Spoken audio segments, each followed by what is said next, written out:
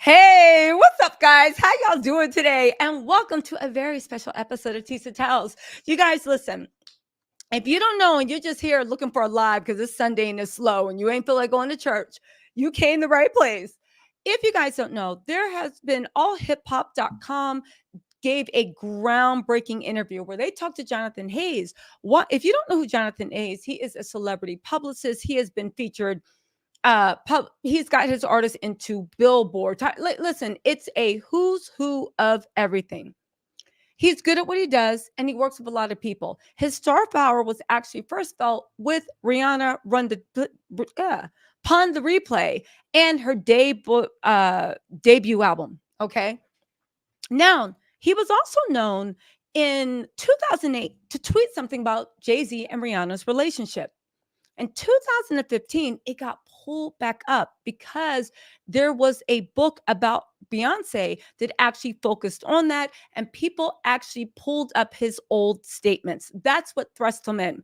You may remember that he famously apologized for his statements. And I will say, when he apologized, I said, I don't know if I'm buying this, but I got to go to the grocery store. So, sure, fine, whatever, right? He has just come out now in light of everything that's going on with Diddy, with Jay-Z. We'll talk about that because he has a few things to say of things that he saw or witnessed, where he is actually shedding light on a lot of what happened behind the scenes, putting to rest some fake narratives as he sees it, but also shining light on why if the streets are saying that Diddy and Jay-Z are so connected, that if Diddy goes down, Jay-Z may well go down with them, and actually just shine a light. Again, this guy is well respected. He was there. Just to let you guys know, okay, we are having a conversation.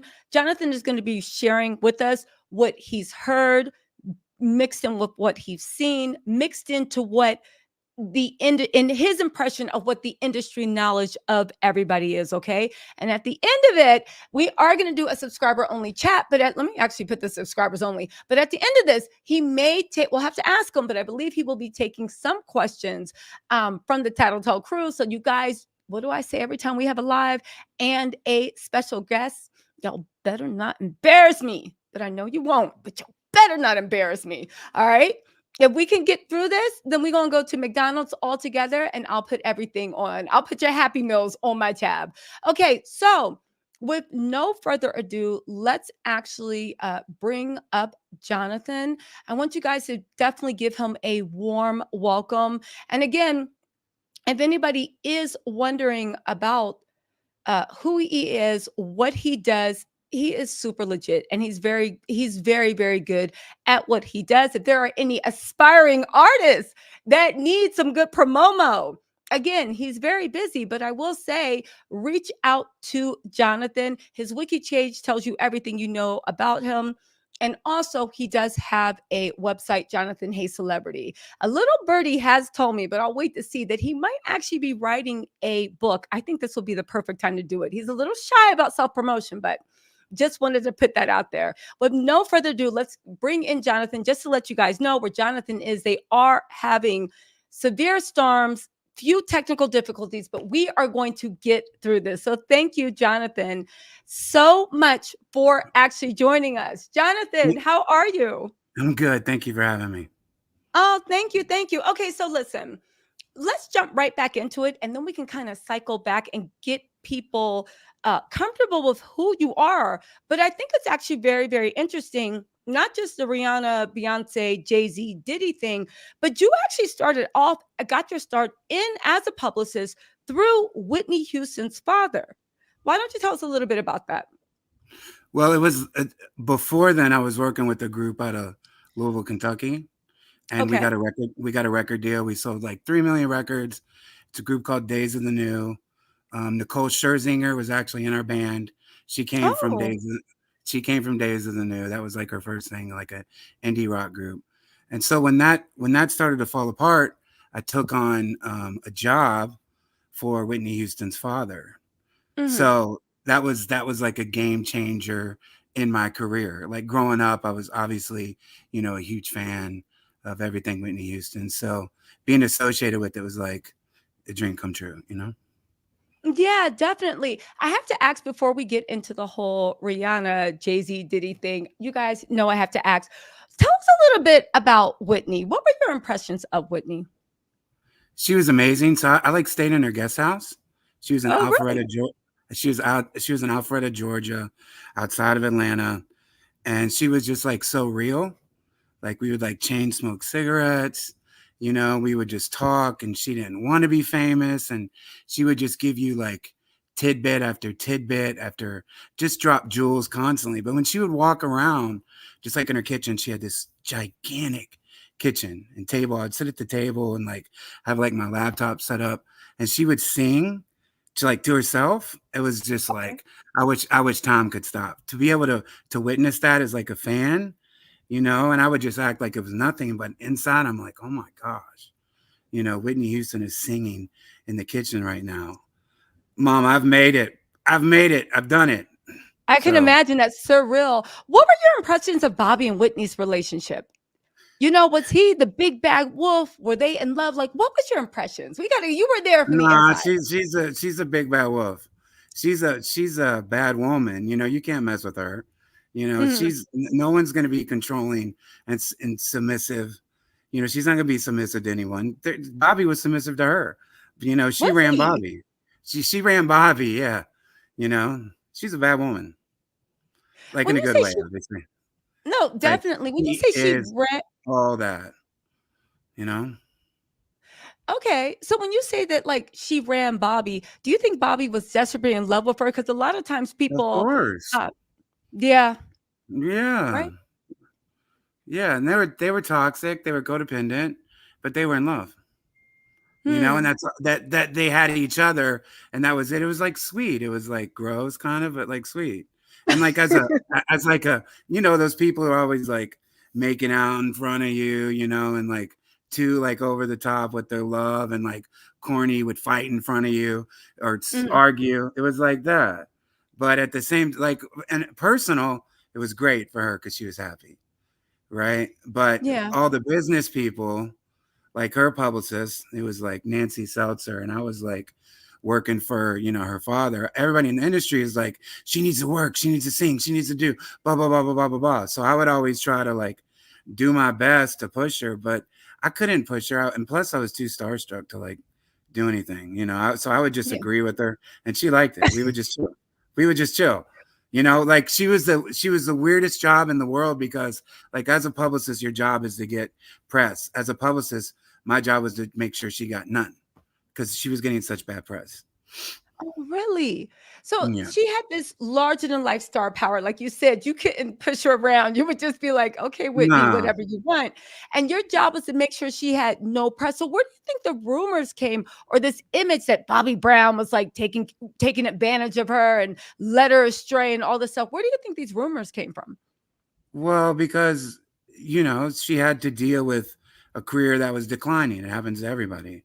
And her Mhm, voice started to get frail, and mhm, she wasn't as powerful because she wasn't, working out like her voice. She wasn't like taking it serious. Like she made it, she was done. She just wanted to mhm, chill. She wanted to have her life. She felt like she gave all her life, and now she wanted the rest of her life for herself. And she deserved that. So, mhm, people would force her to go on tour, which she didn't want to do. People would force her to do things, and she would do it, and it would get bad results. And then there was the drugs, and she would be in places high, and mhm. she was getting in trouble for drugs, and so It's interesting you say that. So that TV show, did you ever watch the reality show Being Bobby? yeah, Yeah, do you think that was pretty much spot on with their relationship, the way they actually did seem like? yeah, for sure, for So sure. it's interesting you say that. It's almost like from your point of view again, and this is from what you've seen and heard, from your point of view, it's almost like the pressures of having to constantly be a commodity and perform and do things she didn't want to do played more role in her turning to substances than her relationship with Bobby Brown. Absolutely. Like people would Yeah. always say that it was her that got Bobby into drugs. It wasn't the other way around, because he had like the bad boy thing from, Mhm. he was marketed that way with My Prerogative, and he Mhm. was marketed that way with being that guy. But he was a soft R&B cat, from New Edition. Yeah. She's rough, Jersey girl. She's tough. I love Whitney. It's Well, sad. tell me what you say, like Jersey girl. Because describe it to people that's not from Jersey. Because Jersey women are some of the most lovable women. They will be there with you through thick and thin. If you need a ride home, if you need to be picked up, and if you need somebody to ride shotgun Right. and They help will. you. They will take you home, but they'll also be ready to pull that strap out too. They're out of their purse. Jersey women are Mm, tough. New York, like I'm in Florida now, but I live in Brooklyn. okay, So it's like, you know, so shout out to gotcha. Brooklyn. Shout out to Brooklyn. Okay, so you worked with Whitney Houston, you cut your teeth. And again, that's a very challenging thing. Like for the first time in your life, they're like, we don't want any Correct. press. We don't want anybody talking about her. We don't want to see one bad thing. We just want people to think that she's working with her head down. How did you roll into working with Rihanna? So it's like Whitney was going through it. We were missing shows. The drugs have became a problem, Hmm. and it was just becoming a nightmare. Her and her father had a lawsuit. They were suing each other. It was just really, really nasty. And he had diabetes, and he was really, really sick. And there were some forces that were, working against both of them, which wasn't fair. It was really sad to see, but um, What do you think? anyways, so after What do you think those after he forces after were? go ahead. I'm sorry. What do you think those Just forces money, were that were okay? Okay. money, greed. Mm, Because John, her father, had a way with her.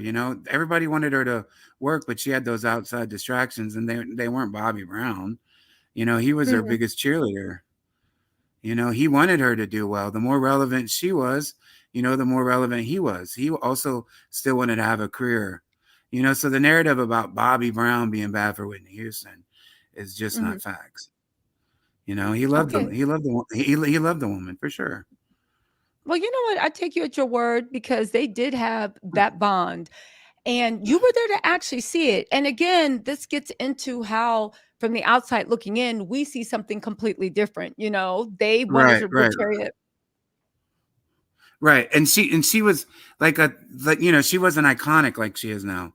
Like when before she passed away, she was a joke. They were making fun of her. She was constantly in the tabloids. It was like it wasn't a good thing. Like I said, we kept losing shows. The drugs are Mhm, spiraling out of control. She was being seen in public, looking bad for the Michael Jackson show. She was very, very skinny, right? mhm. So like before she passed away, she was a joke. Record sales were tanking. We were losing tours. Wasn't a good thing. So if I was like, I worked for Whitney Houston then, it was kind of like, oh, okay, she's a has-been. She's a Yeah. druggie. Now, then when she passed, she's iconic again, and she gets her Mhm. flowers like she should when she didn't get them when she was alive, which is sad. Definitely. It is sad. That is the whole thing. People give you your flowers when they lay them when you're laid to rest. And oddly enough, I was thinking about this when we were chatting earlier. Whitney Houston actually, she was before her time. Her personality, her wit, her this, her that. She would have been, I think, a mega star on social media. What do you think about that? For sure, because she could have just sang. No Hmm. music, a cappella, just writing her phone and over. Yeah. She was that good. She's got one of the best voices in music history. Yeah, but I found her so witty, so intelligent, so razor sharp. I Yes. really think she could have blown up, just even reactions, like, she would have been the whole hometown Yes. favorite. That's the New York, that's the New Jersey thing you're talking about. Witty, Yeah. fast, like, you know, Yeah. Have you in stitches, honest, grit. definitely. Yeah, yeah, grit, funny, gives no F's, Yes. So, Yes, yes, yes. Definitely. Okay, but so let's walk so, go ahead. anyways, so while that was happening in Mm, John Houston Entertainment, I was introduced to Rihanna.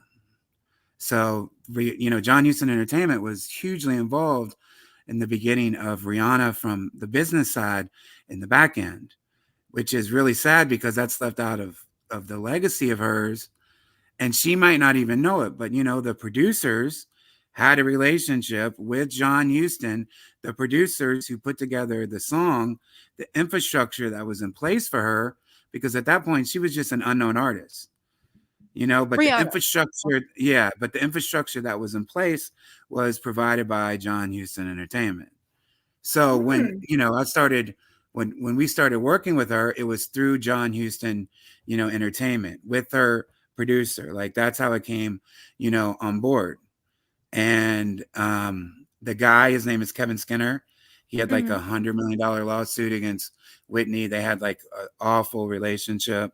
He was the one who introduced me, to the original producer, and that's how it started working for, Rihanna. And it was in Orlando, Florida, mhm. and Oh, um, it was amazing. There wasn't any kind of budgets. There wasn't any kind of money, but you knew that this record, Ponde Replay, was it. It just had something special about it. I love that. So here's the thing: when you're saying that, because I didn't know that Mr. Houston was involved, I remember always reading that Andre had walked into an office and been like, "Don't let this girl leave until you sign her." And Jay Z was like, "You not leaving until you sign." Where did that mythology come from? Why do you think that's the narrative that took hold? It's funny because that's not true. What happened then? And I can say that because I was there in the very beginning. Now maybe that Hmm. happened like afterwards, but Hmm. in the very beginning, she's an unknown artist. She's 16 years old. Jay-Z had just became the president of Def Jam from Hmm. Rockefeller, and he was going through this drama with Dame Dash, right? Yeah. Leaving the company. It was shocking. He had all these new artists. He was more focused on Tierra Marie, and he was trying to sign this artist named Lady Silverine in the UK, a white female rapper. Hmm. And so she wasn't on the priority list, as she shouldn't have been, because she's a new artist and he's looking at every artist the same. You don't know who's going to break. You Hmm. don't know who the public is gonna gravitate towards. He wasn't thinking it was her because she was very shy, very reclusive, very like she almost seemed unsure of herself. But when you were in a Hmm. room with her, it's like all eyes on her. Like, who is this? She just Hmm. had that thing. With like Nicole Scherzinger, like she did too much, like me and her used to fight all the time. But she did too much. She's like in your face, like, I'll sing you, let me sing you my new song and blah blah blah blah blah blah blah. Like so much. Yeah. Rihanna wasn't like that. She was the quiet one in the corner, just observing. Was she really? So was Yeah, she very she was quiet, she was shy. Do you think she was easily moldable or does she have like a strength?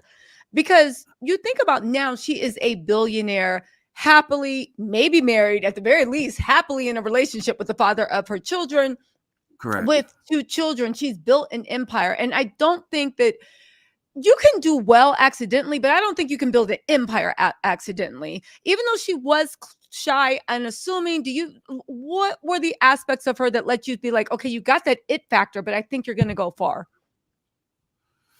I don't know. I wasn't really thinking about like legacy, legend. I Okay. wasn't thinking like that level, because I was still young in the business too. I've never seen that. Like Mm-hmm. somebody sustain this long. Mm-hmm. I wasn't. I didn't know that. Okay. No, I Okay. don't. I don't think anybody knew that. We just knew that we had a hit record and we wanted to do whatever it took, to get it out. Because if you had a hit record as like PR, you're getting hired by everybody else. So it was like some selfish motivation too. Is like to make sure to make this a hit record. So that's what we Okay. did. So then when did they get tight? Because I do remember, and we'll get in, we'll slowly unfold this, but I do remember at a certain point, it sounds like what you're saying is in the beginning, she was just an unsigned artist. Once upon the replay came out and people started seeing the reaction, then everybody wanted to take ownership of finding her, discovering her, and her origin story.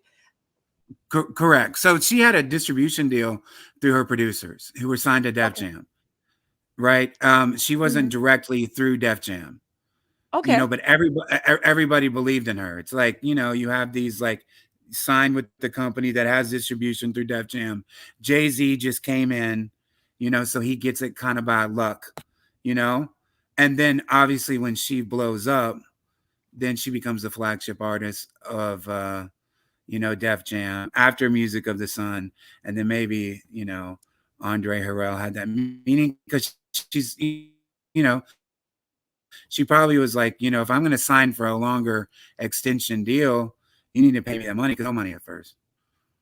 Okay. My PR I mean, budget was like $200. oh, really? Okay. So when you say she was unknown and not on anyone's radar, it was like, yeah, $200. yeah, It was like 200. anybody else, I'd be like that. Anybody else, and that's 2005. I don't know what the price is nowadays, but anybody else like offer me $200, like, nah, Yeah, a like lot of work. that's not. Yeah, but she had something, right? And then once we got it to stick, obviously more money started to come through. All right. So when you talk about getting it to stick, the whole thing, and you guys, we're walking this through because you got to know the past so you can kind of understand the present, right? Walk us through Correct. um the whole thing with Rihanna trying to get MTV to run features on her. Again, she was back then, she was like nobody even knew who Rihanna was. Okay, this is Correct. before even Pon de Replay was really had become like that song. So walk us through the Right. thing because there was something where you felt, well, people felt like, not necessarily you, but just talking to people in the industry, this goes into the point of your observation of Jay-Z in the very beginning wasn't really supporting Rihanna's career like you would expect him to when he tried to take credit. He was not right. But and to just be like completely objective and take my feelings Mhm. out, he was.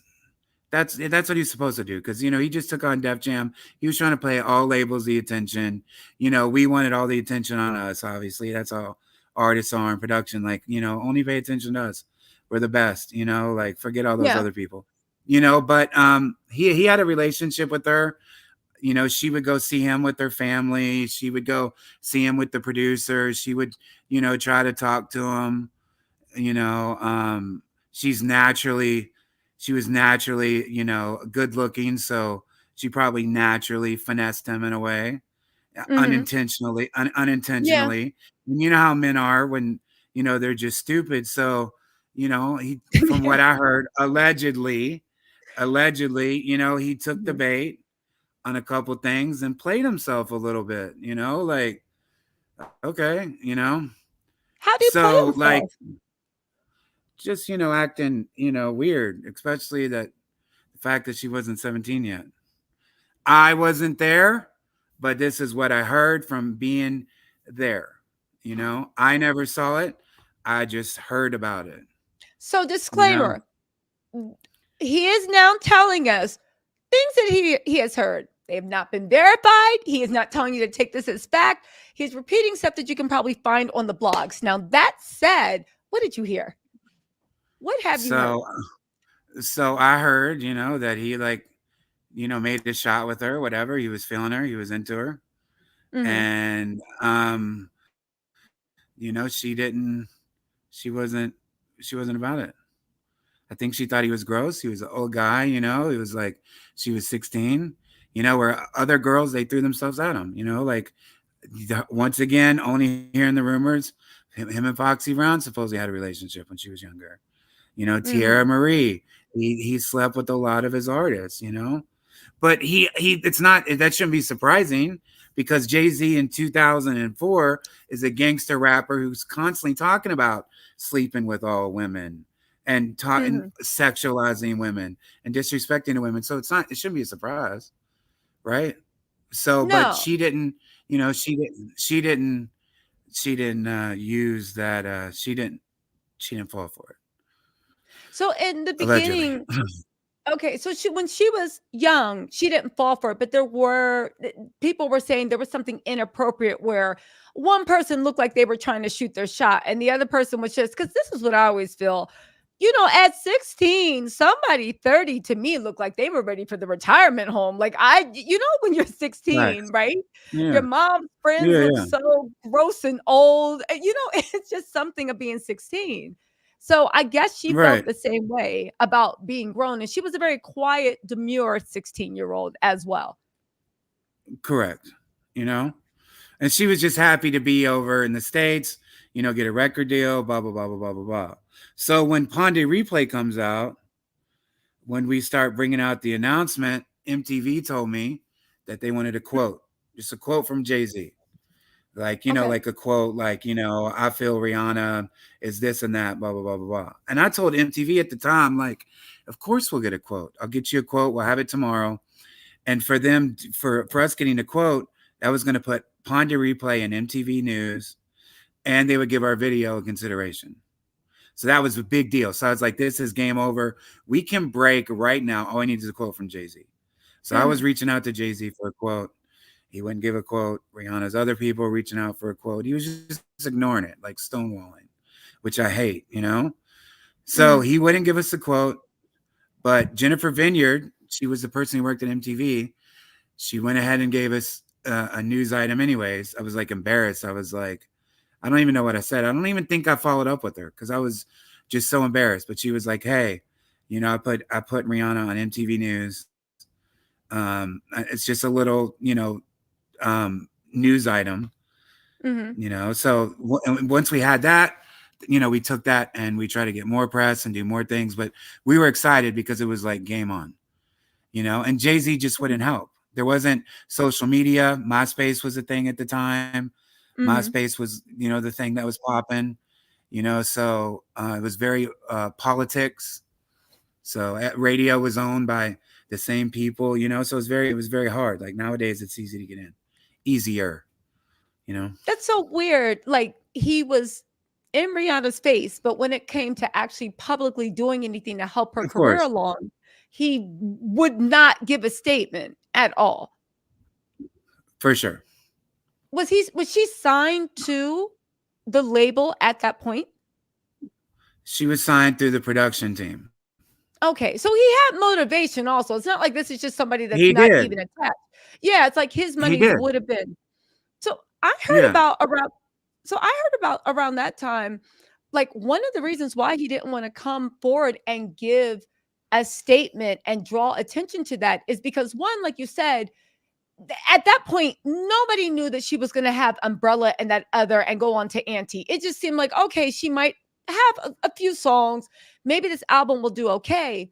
And like you said, nobody was really looking at like legend or icon status. But one of the reasons why he was hesitant to give a quote is because Beyonce kind of like he didn't want to step on her toes in any way. Correct. And they were new. Their relation, him and Beyonce's relationship was new. He was a dog then. He's admitted in his songs. Like she Yeah. admitted it on their Lemonade campaign. So I mean that's he was cheating. But so anyways, after she blew up, Okay. after Ponde Replay like came out, it was lighting up radio. Then he was willing to support. Then he was willing to do, whatever it took. And that's why we did that's why we did the rumor because, like I said, there was no money. There was no money to promote it to radio. We didn't have anything. So like everybody believed in her. So it was like desperation. Okay, what do we do now? This is war. If he's not gonna give a quote, we're gonna force him to give him a quote. We're gonna force his hand here because we all believed in the record. And so that's why he brought out that stuff, like FJZ, this is what it is. I mean, it's a little Because grimy, but all he had, it is grimy. It is grimy for sure. But when you have a client like that and you have a song like that, by any means necessary, you do it ever you have to do. It's like David versus Goliath. We had our little rock that we're firing, and trying to land something to get her to go. So I would, at that point in my life, I would do whatever it took from my client, whatever it took. And I believed in her. So I would go the distance, you know? listen, if And y'all it looking for a worked. publicist, that's what y'all want. You want somebody, No, we're it just like, worked. oh, It we're gonna worked. make It this worked. happen.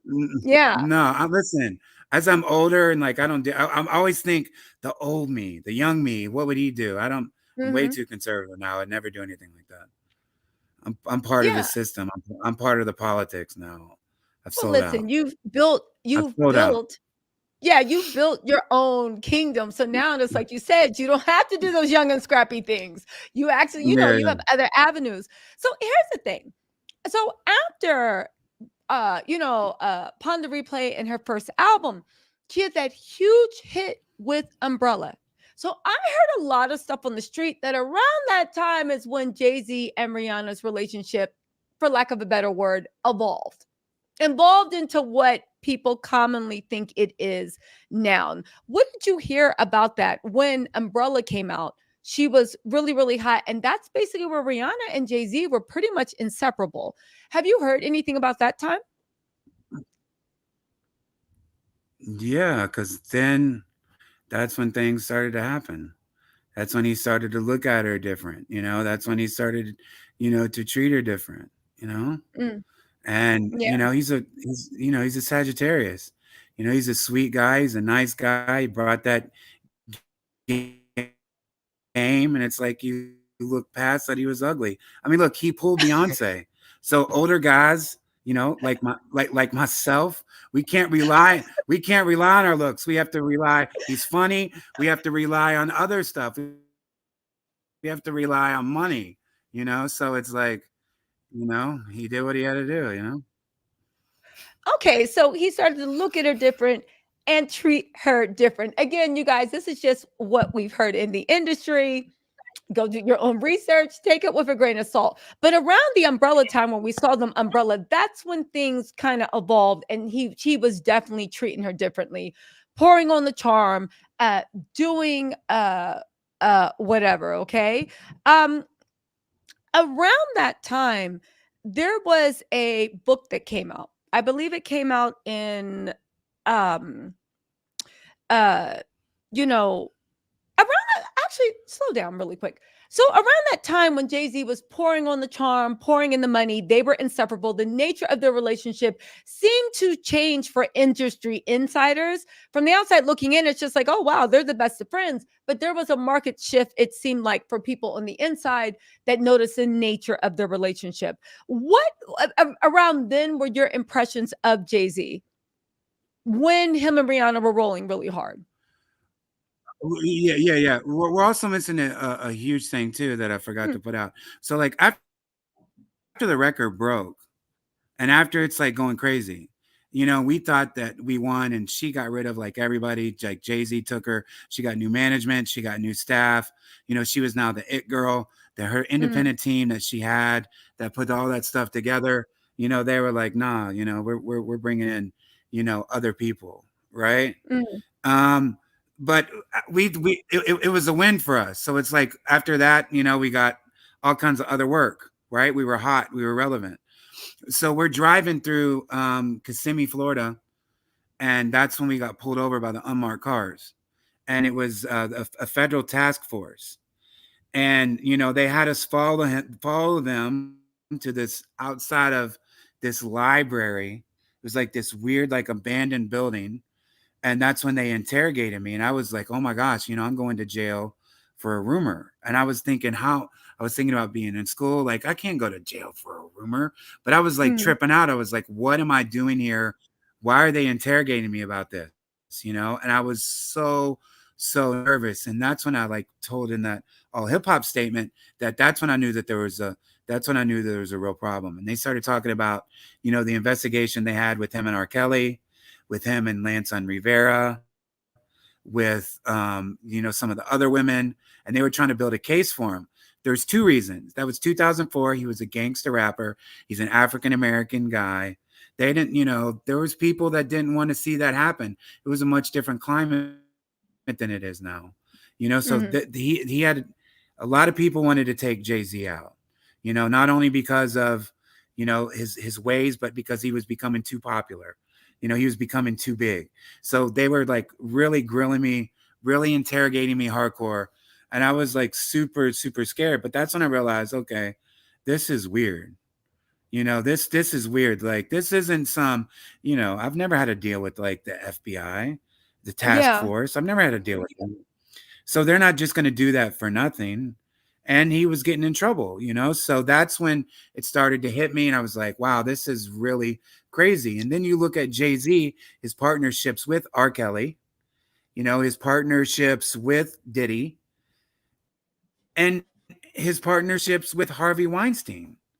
Mm-hmm. Like, that's when you look at it and you think, okay, there is something that needs to be looked at here. Like, I don't know one person, besides being in the industry, I don't know nobody are my friends that have been under investigation for sex trafficking and have went to prison for sex trafficking. Two Mm-hmm. of Jay-Z's good friends, Harvey Weinstein and R. Kelly, are in prison for that.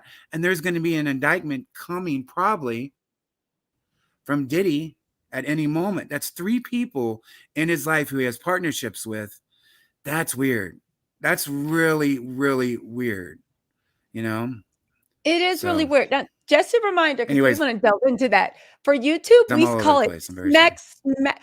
For YouTube, we call it smack smacking. Don't want to get the censors on the live, but definitely feel what you're saying. Let's roll it back, because for those of you guys who are just joining us, Jonathan actually said something that was so profound. Okay, it happened to him while he was driving along in Florida. If anybody knows about the way the feds roll up, they do try to snatch you when you're like, la, la, la, la, la, going to get some ice cream, or just like, you don't even know what's going on. They roll up on you because they try to disarm you, and they take you to a location You don't. for interrogation. What was that? Correct. Yeah. So they Yeah, take you to a correct. place. Yeah, they take you to a location that's not a police station, but some place where you kind of feel like, like you said, this is weird. What are we doing here? Am I going to like make it out from here? They then wanted to question him about his relationship to not just Rihanna, who was underage at the time of the questioning, that time period, but also numerous other women. Also, what was going on with R. Kelly and Lance Riviera. Now, to his point, he's saying at first he was like, okay, a lot of people were hating on Jay-Z. Back then, we all know they looked at rappers like, how dare you? You should all be in jail. Now rap is so mainstream. It's like, oh, okay, fine. But the more he started getting questioned and the more he saw stuff happen, Right. he's like, wait a second, there actually was something there. Really quick, for people that don't know, what was the whole thing with Lance Riviera and Jay-Z? And also, what was the connection you think they were trying, that you could have been made between R. Kelly and Jay-Z? Well, so he stabbed, he like pled guilty and stabbed Lance Vera. Then years later, Lance Vera came out and said he wasn't stabbed, and Charlie Baltimore was like, I was there, you were stabbed. So, he probably got paid off, like, who knows? Mhm. Maybe, allegedly. Yeah. I have no idea. But he went to jail for it and he was Mhm. arrested for it, So there was that. And then there was some violent incident, I don't remember, but that happened with R. Kelly on tour, you know. And he was hanging around Dame When you Dash say and he was talking about like drug dealing. Jay-Z was that guy then. Like, you see these kids now who are talking about selling drugs and murders and bodies, and he was that guy. He was a gangster rapper, mm, you know? definitely. So when you're talking all that stuff, you're gonna, with you have a criminal record, with there's rumors of you being with underage girls, naturally it's gonna turn into an investigation as it should, right? Mm, yeah, as So, it should. you know. So the But investigators now actually, now now in 2020, go ahead, I'm sorry. no, no, please. Now in 2020. Hold on, guys. You're We're on a good. slight delay. So the investigators, it was just now in 2024. Sorry, there's a little cut on the feed. In 2024, it's weird when you, like I said, when you look back at the facts of Harvey Weinstein, R. Kelly, and Puff Daddy are all three his partners, and he's still Mm, making money with them. He's still making money with R. Kelly. He's still making money with Diddy, and that's why I think it's kind of weird with Beyonce, who's very political. Like, she's so PC, she's so politically correct. Why hasn't she told her husband, take down that music with R. Kelly, take down that music with Mm-hmm. Diddy. It would be a good it would be good for them. You know how the Carters, like, they are so politically correct. It'd be such good publicity. They don't need the money, they're billionaires. Take down your catalog with R. Kelly. Take down both Mm, albums. Take down your catalog with Puffy. Why haven't they come out and said it? You mm. know? So You know it's what? it's it's strange. Let me play devil's advocate. Some people say they're not going to take down the catalog because, at least with the R. Kelly one, they want the money. Um, to which I would ask, is the catalog even making that much money for them right now? And second of all, do you think that they could have, even in a perfect world, denounced the actions and then just still kept the catalog up? What do you think about that? I think the victims deserve that, even if it's not making Hmm. a lot of money. It's still making money. It's Hmm. still getting streamed millions and millions of times a week. And Yeah. they don't have to take on R. Kelly's music, but Jay-Z could say, I don't want that. Hmm. And he should. It seems like Beyonce and him would do that. You know, we stand with the victims. And if they don't want to Definitely. do it because it's just sending that message, which makes it harder for women to come out and speak out against powerful people because people are still monetizing it and profiting from it. Mm, I feel like I'm surprised.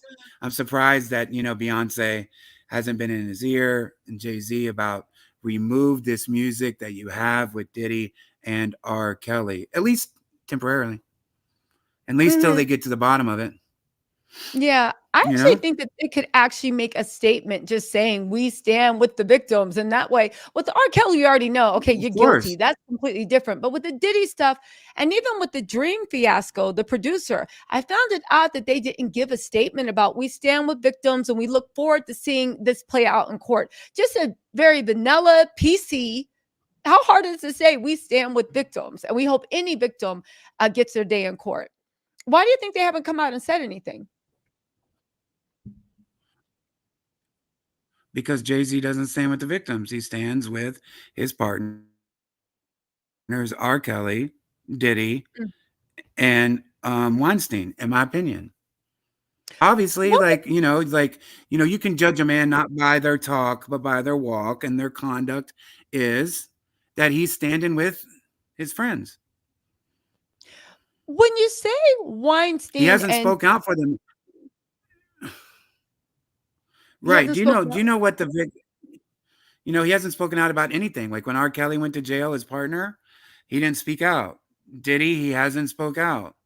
Like, do you know what it would feel for all the victims who have to go through that turmoil, that live with the PTSD and trauma, for Mhm, Beyonce and Jay-Z to come out and say, we stand with you? Do you know how mhm, powerful that's going to be? mhm. But it's just as powerful the other way when you realize, okay, that's why I'm saying he's a dirtbag, in my opinion, totally. Definitely. Really quick, could you tell the audience Jay-Z's relationship with Weinstein? Because I actually was really shocked that prior to Harvey Weinstein going down, Jay-Z and him were like bosom buddies. And then just that quick, nobody talked about the fact of like Jay-Z was one of his BFFs, at least publicly. What was their relationship? Did they have a working relationship? And again, from what you've heard. He signed. Well, no, you can read it online. You can Mm, just Google them together and look at all the pictures at all the different events.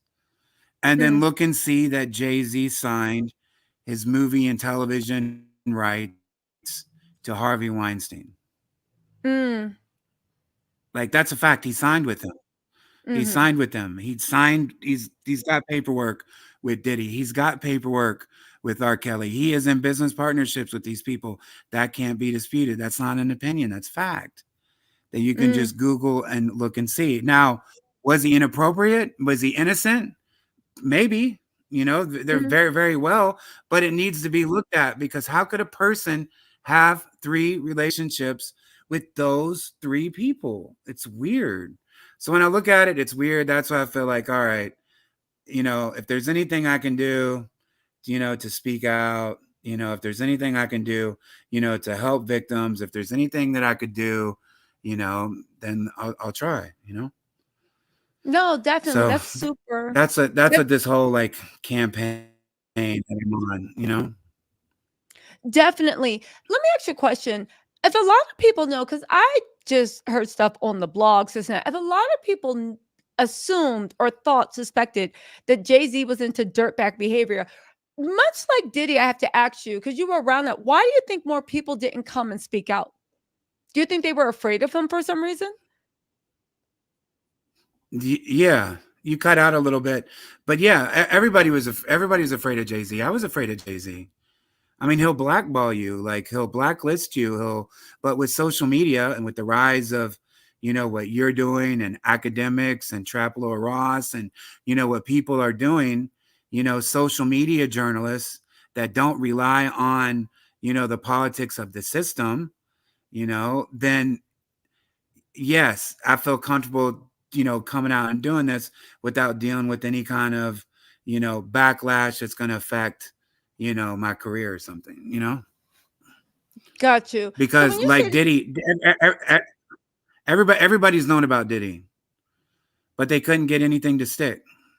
He's got he's got too much money. Like he can lawyer you up. If you're gonna go against Diddy, you got to get a lawyer. He's gonna beat you because he's got more money, so he can outlawyer you. So now that there's there's a movement going on to, bring him down and to face justice. You got to look at his close friends too. Jay-Z, who's Jay-Z's also close friend. Diddy wasn't friends with Harvey Weinstein. Diddy wasn't friends with R. Kelly. Why is mm, Jay-Z friends with all of them?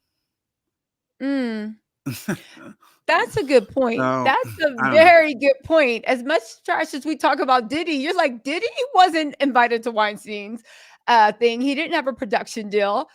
Jay-Z, Yeah, that's why Jaguar Wright, she's been talking about this for months and months and months, right? She's been mhm, talking about, Jay-Z's worse than Diddy. And if you think about that, it's like, whoa. But if you think about the two other people that Jay-Z has in his life, maybe he is, okay, let's talk about the way you you know? said that.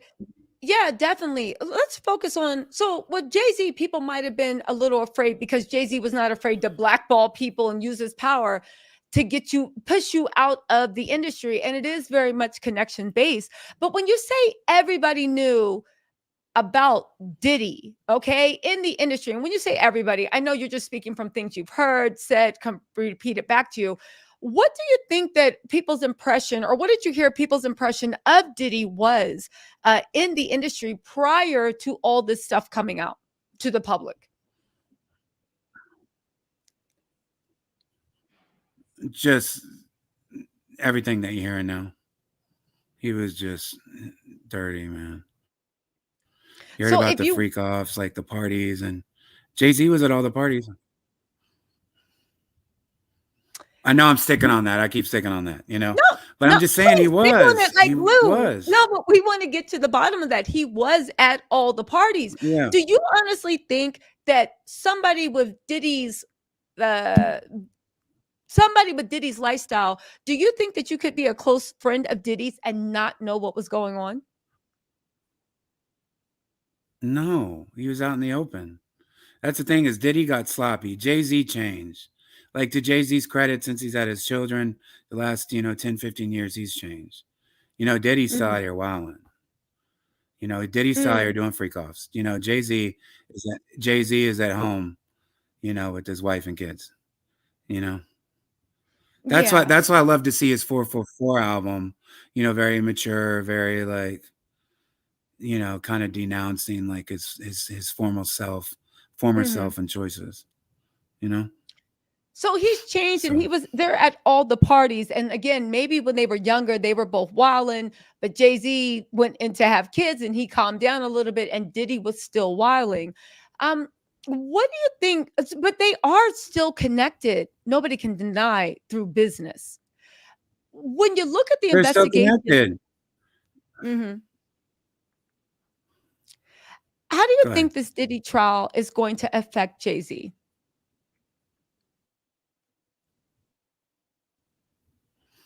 It's going to put him in the hot seat. He's already in the hot seat. We're already talking about it. Other people are Mhm. already talking about it.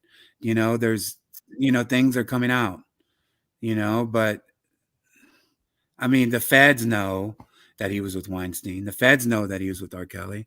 The feds know that he was with Diddy, So it's Mhm. just about getting enough power, to bring him down because think about how strong Jay-Z and Beyonce is. Think about their influence politically. They're connected to, Barack Obama. They're connected to the highest level, level of people, but the world's changed now with the internet and with social media.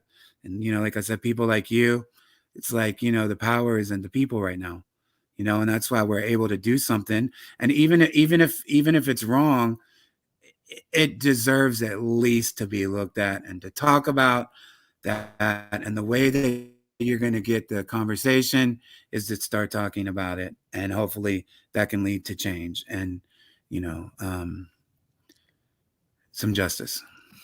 No, definitely. I heard somebody tell me that Diddy was as bad as they come. What do you think about that statement? He was awful. He was as bad as they come for sure. Describe what You're people have been talking about saying. just like all his sexual misconduct and sexual assaults and, taking advantage of women and artists and people, male, female, and you know, there's a lot of people out there that he's hurt,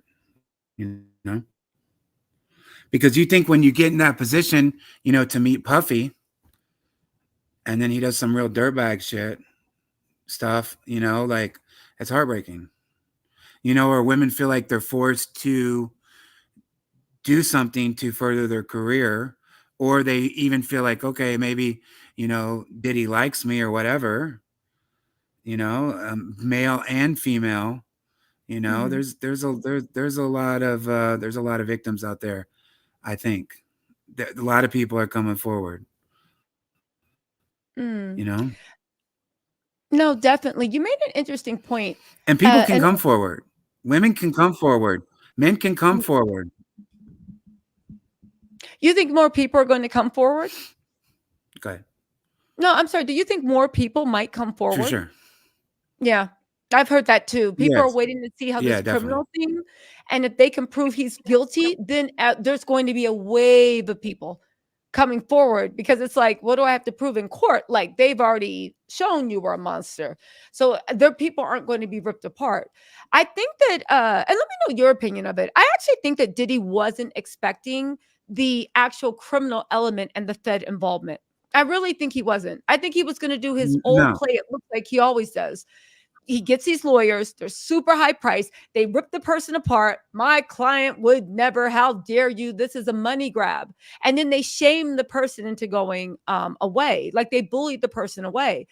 They were already starting their playbook from what I saw, but then when the feds did that raid, everything changed. um what's your feelings about that?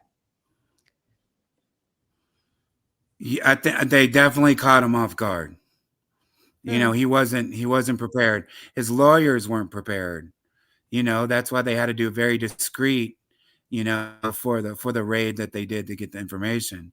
And look, I mm, started with Diddy like last year, right? mm, There was a journalist. She wrote this huge story, that went viral for the Rolling Stone.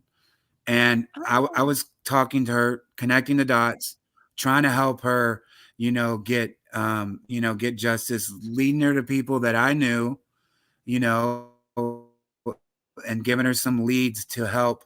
And this is before we saw the Cassie video, because I knew what he was, wow. right? I knew, Mhm, because just 3 years ago I did a Notorious Big project. I was like, I like worked with the estate of the Notorious Big, and obviously Puffy is, he is that's Biggie is Puffy's artist.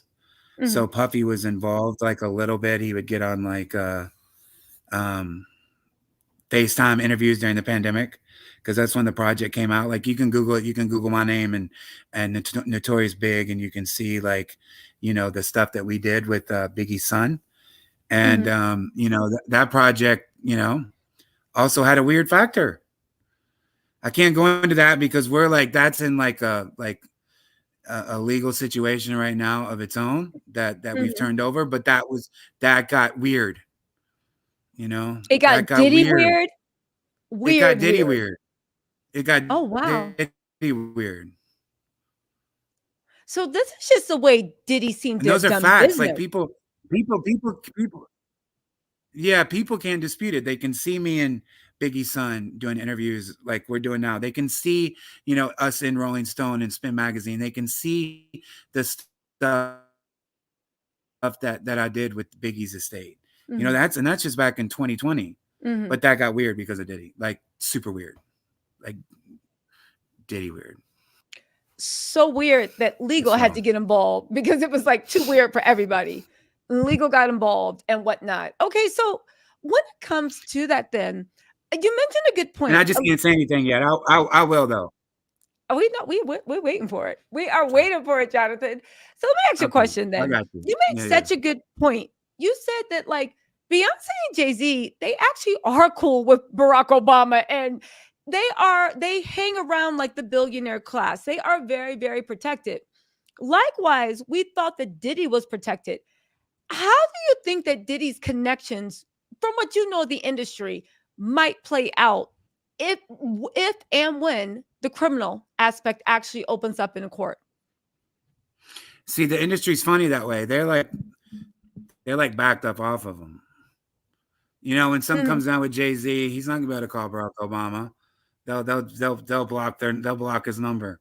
mhm, Beyonce can't call Michelle. They won't be associated with that.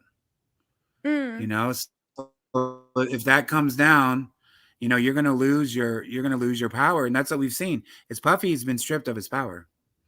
Look how strong he was. That video happened with Cassie in 2016. It didn't mhm, come out until 2024. Think about all the people that have seen that video before it came out, and it mhm. never came out because that's how True, strong he is. That's how true. strong he is. That's how strong he is. Mhm. So like, you know, So you don't. What do you think about the rumors that people are saying? So you don't think there's truth to the rumor, and people are like the industry's still protecting him?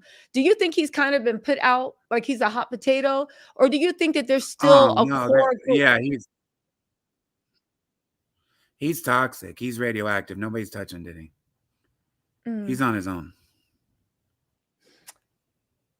From a Diddy PR.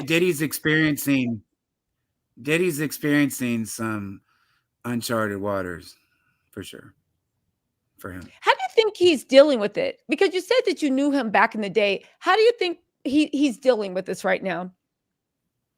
Uh, allegedly, Mhm. I would guess, in my opinion, he's probably doing a lot of drugs. Like allegedly, he loved ketamine. Mhm. He loved DMT. He loved Molly and 2C, and he loved all that stuff. So he's probably doing a lot of drugs. Mm. He's probably doing okay. I can feel that. So if he's probably coping the way he's been coped from a PR standpoint, because we've debated this, not you and I, but I've debated this with other people in the PR. Do you think there's any chance that Diddy can come back from this in No, any way, shape, or form? no. If he What? was found, if they came out with that much investigation and the raids, and he went to a grand jury, and they came back with no evidence, and there were no charges, absolutely. Then Mm, he could come out with something because at that point, they've got to make an apology, and then he could come out and say that he was innocent. He could play so many different angles of why he was, harassed, and then he's on top of the world.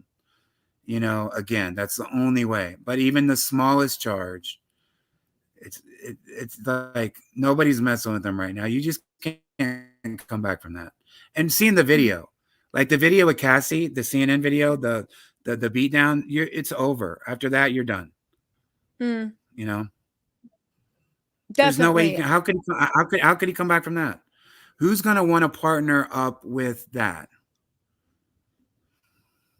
Exactly. The logistics of it will just play over and over. So again, I actually believe that even if they make an apology to him, I still feel like in the court of public opinion, he'll be forever tainted. There will always be For a side eye. Diddy's known sure. for his temper. He's known for his shady dealings. I just think that it's kind of like at the end of the day, who you are, you're always going to be reminding people of that, you know? So what do you Correct. think? So with that, and you think that Diddy's been put out the pasture, nobody wants to touch him. Do you feel like people kind of think that things might go south for Jay-Z too? Or do you think that right now Jay-Z's been successful, at least from a PR relationship of separating himself from Diddy? So when you think Diddy, you're not necessarily thinking Jay-Z and Beyonce.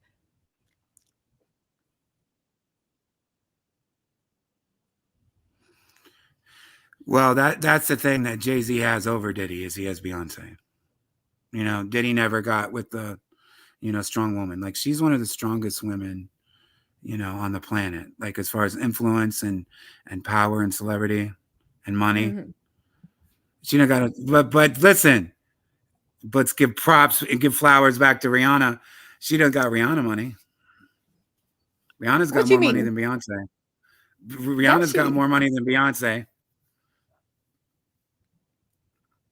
I have heard that, but to hear you You can look it also, up. You can look it up on Forbes. It's fact. mhm, So Rihanna's got more money than Beyonce. Listen, Rihanna came out of nowhere. You were there at the beginning, and she literally did build an empire. Oddly enough, let's talk about that book that came out about Beyonce and what was right. written about Beyonce in relation to Rihanna and how that kind of ties around to the present situation. Why don't you tell us a little bit about that? So like after the FBI thing happened and like after the task force and it seemed like it was all over. There's no charges. Nobody's talking about the rumor. And I was working with Tidal, right? And then that book comes out, Becoming Beyonce. And Tidal had a bunch of plans, right? And Mhm, then once the book came out, Becoming Beyonce, um, she it like everything changed. And because I was working with Tidal, they wanted me to help. They needed me to fall on the sword. They needed me to go on television. They needed me to publicly apologize to Beyonce, and I was like, mhm. "What?" Well, we're gonna do this. We're gonna give you $100,000 of we're gonna give you $100,000 of promotion. All right, let's go. No problem. We're gonna hire you for title.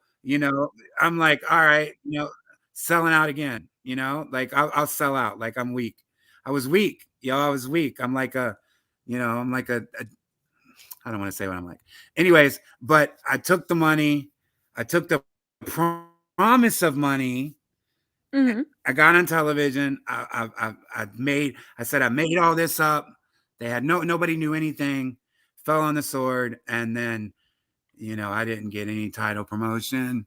I didn't get nothing ever Wait, happened. I was like, this is what? crazy. Wait, they told you, "Fall on the sword, take it back. It's too much bad publicity. Just help us out.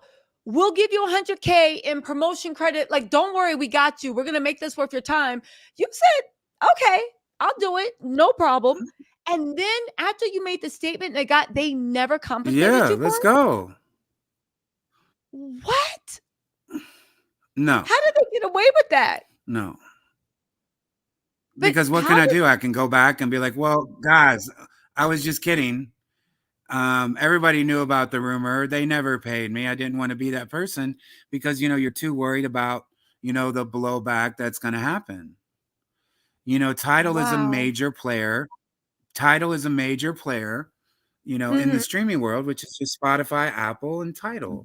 Even though Title, is like on the bottom of the totem pole, but mhm. still, it is a major player, and they've got major, people involved.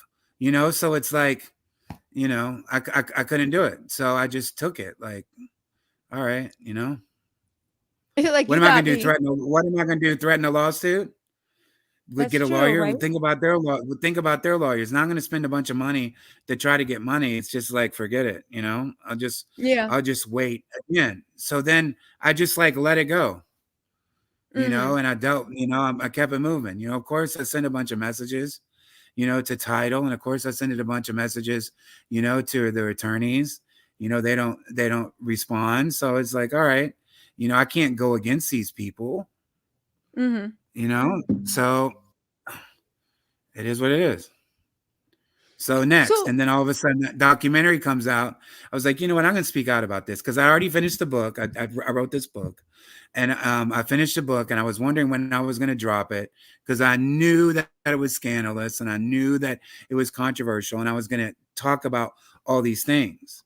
And then mhm. Trapler Ross did that documentary, Mhm. and academics posted it on his stream, and my phone started blowing up, and I was like, all right, you know what? I spoke to All Hip Hop. The person who wrote that, her name is Kyle Eustace. She writes Okay. for like Billboard and XXL, and Mhm. she's amazing. So I knew that she was a journalist that I could trust. And we have a history, and she does like major things, and she has a name. So that's I did the story with her, and we got tons of traction. We went viral, and then here we are today talking about it with you. And then I saw your stream. I was like, yo, I gotta talk to her. I gotta reach out to her. I really appreciate that. Also, really quick, let me just get to this. Call Me Emmy said, "Thank you, Tisa and Jonathan Hay, for this epic live. Where can we follow you, Mr. Hay? Lots of love from Broward County, Florida." So Jonathan Hay is on Instagram, and of course he has his website. The links are actually in the chat, but if you want, if you're watching this on playback, the links will be in the description box for you to just go and support. And also I'll put it in the pinned comment to go and support. Jonathan does have a book. He is going to release it one day. I don't know what he's waiting for. But Jonathan's book, we are eagerly looking forward because I'll do a book club and read a chapter or two out of that piece and actually get it going. That's amazing. Yeah, and also, were there any other ways that you would like people to contact you or support you or whatnot?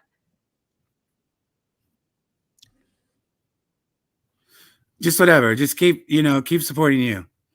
You keep supporting you. That's good for all of us.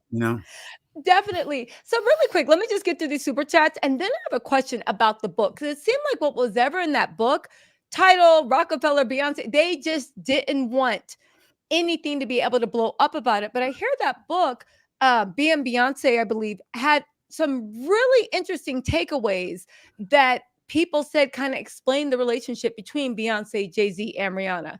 But really quick, Caitlin Elizabeth, thank you so much for becoming a member. Alicia T, thank you. Also, Betty Paler, Tamika Baldwin, Robin Nelson, you guys are the newest and truest tattletales. Also, Call Me Emmy, you guys in the chat, give a shout out to Call Me Emmy for gifting 5 memberships. Mindy F, thank you so much for the super chat. Dream 86, thank you so much saying hit that like button. We also have James Johnson. Auntie Leah said, thank you, Teaser, for always bringing piping hot organic tea. Listen, this isn't me. Jonathan's the wordsmith and the storyteller. I see why he's a top publicist because I could listen to you for hours. Like, okay, go on. And then what happened? Also, we have Mistress Ebony as saying, would it be possible to cover the Epstein list? We'll talk about that in a second, but let's talk about this book that actually got the PR for Title to kind of reach out to you and be like, can you please just say this isn't true? What Well, did so that it was book? like I was already working with them, right? Mhm, So then when it came out, they were like, "Oh, you gotta, dead this. This is like your new assignment." I was like, "No problem. Go on television, apologize, yada yada yada." Because the book was really sticky, is because it had a lot of Beyonce's childhood friends. mhm, It had like a lot of close people. Becoming Beyonce is an unofficial biography, but the mhm, author that wrote that is like a New York Times bestselling author. So he had like all like the facts. He had her father, Matthew Knowles spoke in it. Like it's serious. mhm, And the thing that went viral was a story about the PR stunt. He went on Wendy Williams and was talking about, me and the PR stunt that we did Mhm. because the book said that I broke up the relationship of Jay-Z and Beyonce for a year. Now, come on. Like we all have like we're all we've all had relationships. There's always been rumors of infidelity, like especially when you're in the industry, there's no rumor that's going to break you up for a year. There's a Mhm. lot more to it, especially with the guy who came out and said this was for marketing. Like my rumor, maybe that was a fight over dinner, but Mhm. that's not going to make you break up for a year. Mhm. What's going to make it break up for a year was the actions that he did with Rihanna. You understand what I'm saying? So Mhm. I completely agree I didn't with that. I didn't break them up. I didn't break them up. Well, It's we crazy. listened to Beyonce's Lemonade. No, that was not you breaking them up. There was some deep mess Exactly. going on. Yeah. Yeah. Let me ask you a question. Um, so somebody said to ask about Dame Dash's demise in the industry. Have you heard that Jay-Z played a role in that? Yeah, that's his power. That's what I'm talking about. He would do that. He could do that to anybody.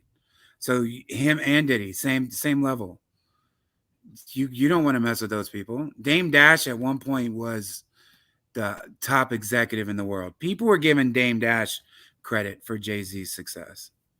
Hmm. And Dame Dash, as soon as Jay Z left, he played Dame Dash. It's sad. Dame Dash is another victim of Jay Z's ruthless ways Why because do the you think he? industry is very small. What do you mean it's very small? Back then, especially, the industry is very small. Like, Universal Music Group owns 60% of the music industry. Def Jam is one of Universal's biggest things. When if you're Jay Z's the hot guy, he's married to Beyonce. If he has a problem with somebody, it's over. How could Dame Dash survive that? No one wanted to work with Dame Dash. That's why it's like, respect to Kanye West, he would always, shout out Dame Dash. He would always, Hmm. Kanye's crazy. He would always try to bring back Dame Dash and make him relevant, but Dame Dash hasn't been relevant. He's been struggling for 20 years. Why do you think he did Dame Dash dirty? He does everybody dirty. Just as a just as a business policy. I mean, yeah, if he's not doing them dirty, like, they're in prison. R. Kelly, Diddy, Weinstein. Diddy going to prison, probably. R. Kelly, Weinstein. Jay-Z is crazy. Mm, He's not a good human being. Like you don't hear about relationships, forever. Except for Beyonce. So I don't know. mm. Obviously I'm still upset. I'm still No, upset with it's Jay Z. completely fine to be upset. I definitely feel you on that one. But it's interesting that you're saying that Jay-Z, the way Dame Dash turned out, the way he was kind of built something up, was cast out. That's kind of like Jay-Z's MO. I do remember when he signed Freeway and them from Philly, the way he kind of like wouldn't let anybody, Memphis Bleak wouldn't let their albums come out, was kind of siphoning their fame. Then once he got all the stuff, he kind of just put them out the pasture. It seems like I think the only one he allows to shine next to him is Beyonce. And that's if you look at the rumors about what happened on the Mrs. Carter Ward tour and the way he was allegedly, right, publicly cheating on her. I don't know. It says a lot about what's going on with him, Beyonce, and the way he actually moves. So that's the way he does, and that's the way he blackballs people. What do you think with? Let's go back. Do you really honestly think that Jay Z might go down with Diddy, or do you think it's more going to be like his name is going to be all up and down that suit? How closely do you think that they actually are?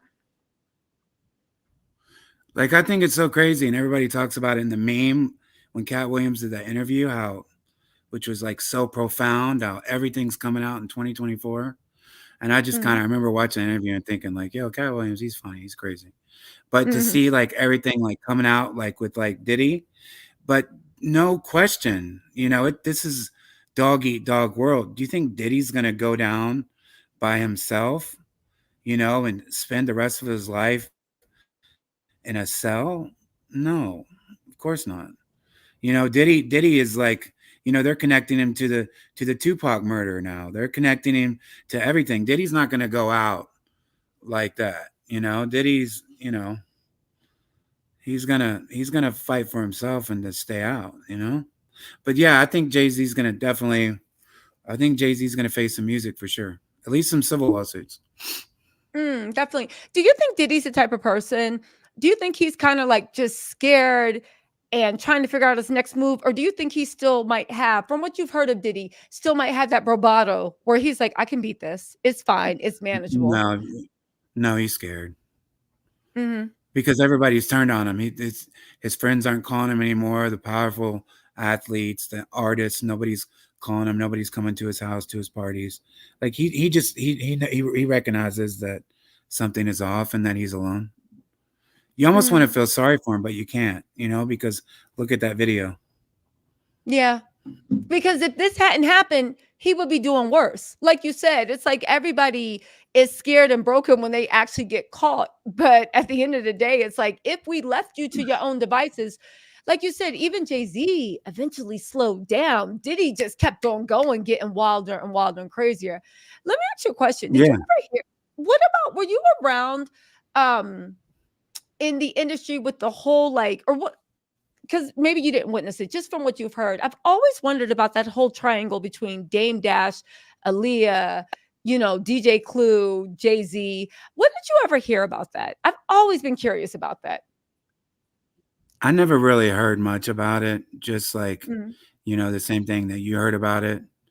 But Mm-hmm. there's no way that just doesn't seem like they set up for her plane to have too much weight to go down and crash to make Beyonce. That just doesn't make there's no logic behind that. I think Mm-hmm. Dame Dash really loved that woman, Mm-hmm. you know. Um Yeah. I don't know. They seem to be really serious. That's R. Mm-hmm. Kelly's ex. That's R. Mm. Kelly's ex-wife. Aaliyah's R. Kelly's ex-wife. That's wild. That What's is wrong? wild. She wasn't even 20 and she was somebody's ex-wife. That was wild. Um, Yeah. what yeah, what about uh you know what about what people say about the whole uh Jay-Z, Beyonce, Rihanna thing? Do you think that's kind of like blown over and it's probably water under the bridge now? Again, Hollywood is different than like regular. Do you think it's all water under the bridge and Rihanna and Beyonce have repaired, if not repaired, but have a friendly relationship? No, because like Rihanna's like, you know, at the end of the day, celebrities are real people with real feelings.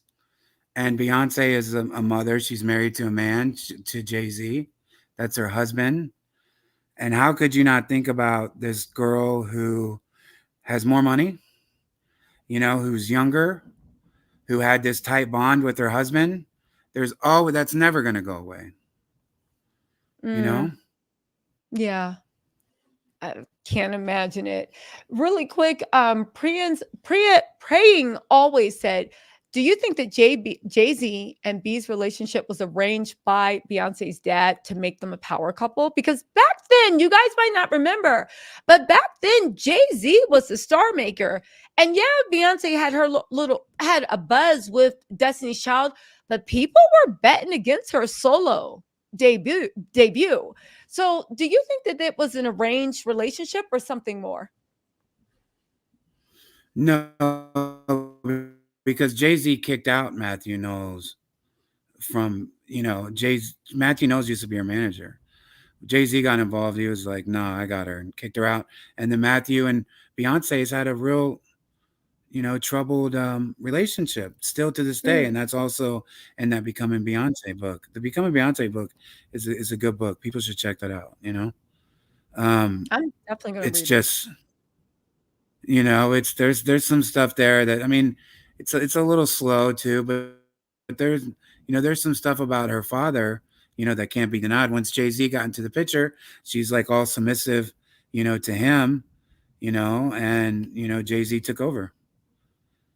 He took out everybody who was important in life. The man that was running her career, he's like, "No, I'm running her career." Brooklyn. That's how Brooklyn people are. They're wild.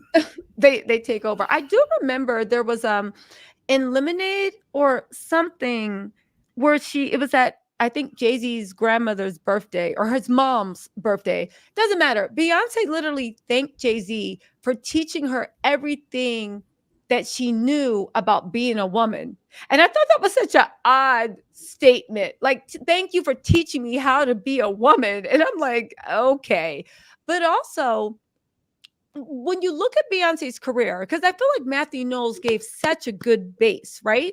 When you look at Beyonce's career, do you think that she was, and this is just from a PR, I've always been that, do you think that she was better off letting her dad guide her career? Or do you think Jay Z maybe took her to a new level?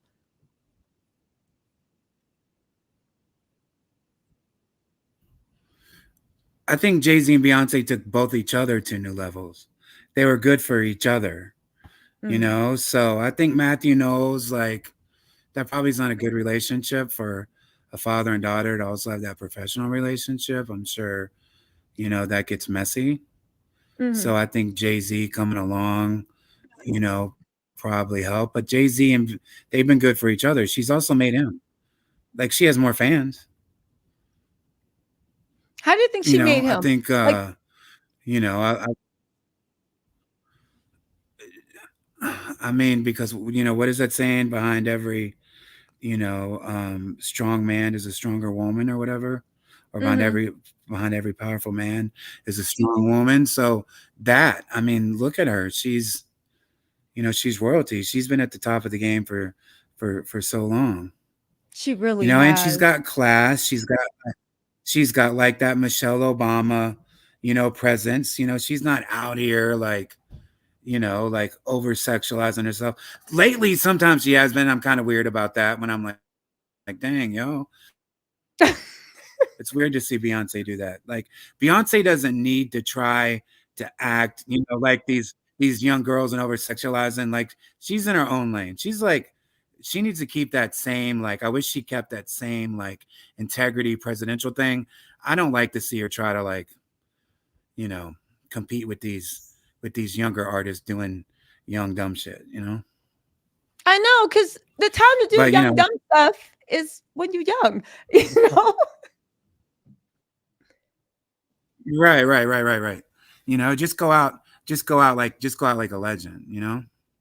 Yeah. But at the same time, like I don't know about Beyonce. Like she's been married to that guy for so long, you know. I So mean, I I don't feel know. like It's she weird. keeps here's the thing, my It's opinion, definitely I a weird think situation. Beyonce has kept Jay-Z relevant for longer than it should have. I think marrying her, again, I don't know if it was a big game plan, but I think marrying her definitely, like you said, it helped each other.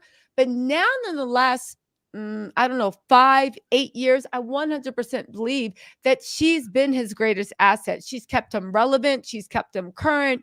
Without She's kept question. their bank account flush. Without question. You know, Mm, it's like, you know, it's Beyonce. Imagine going to a business meeting, you know, with men, and then it's like, you know, they're talking about their wives, and he's like, "Well, my wife's Beyonce." It's like the ultimate, like, you know, trump card, exactly. not Donald Trump. Just like Mhm. it's the ultimate, you know, it's just like Beyonce, you know? Yeah. I Like, don't know. it's my wife. But still it's weird because it seems like is she complicit in all this, you know? What do you mean? Expand on that thought. I'm interested to hear this one. Because like if you're married and you guys are in a relationship, you know, you seems like you know if your other partner is doing dirt or whatever, like she doesn't I mean, you know, he was going to the Diddy parties, so was she a little bit. Like what does she know, you know? Like, you know, when you know he's signing with Harvey Weinstein, you know, it seems like he'd be telling his wife, "Hey honey, I'd signed, you know, my television and movie rights away with Harvey Weinstein, our friend." Our Mhm. other friend, R. Kelly, is in prison, and our other friend, Diddy, could be going to prison. And let's not forget about who is it? The Dream, the Yeah, producer. yeah,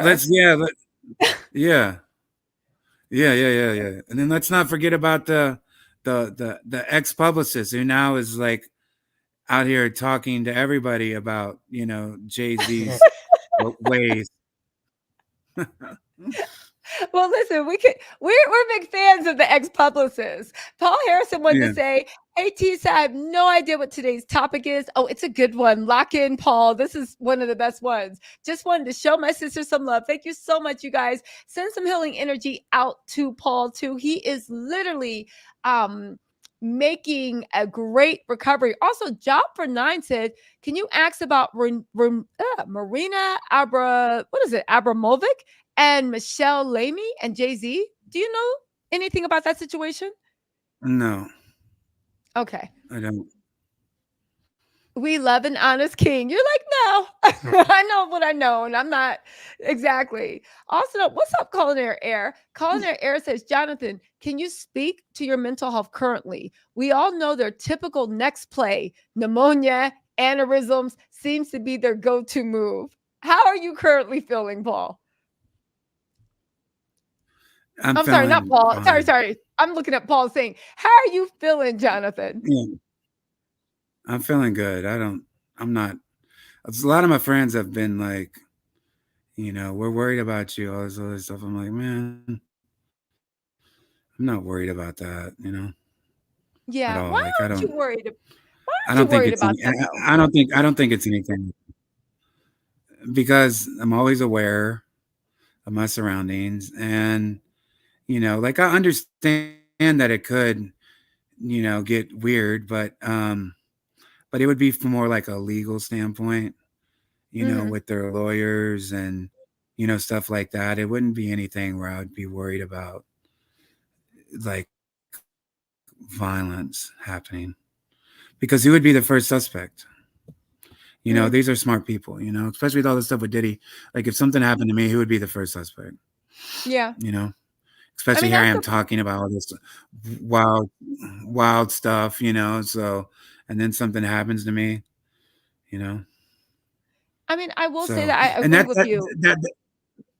yeah, and that's something I want to tell you real quick. Like Mm. when I put this, in like the statement I sent to you, is that's one of the reasons I wanted to clear up this this rumor thing that's been going on for 20 years that keeps coming back and in documentaries and books and all this stuff. And like I said, I've always fallen on the sword.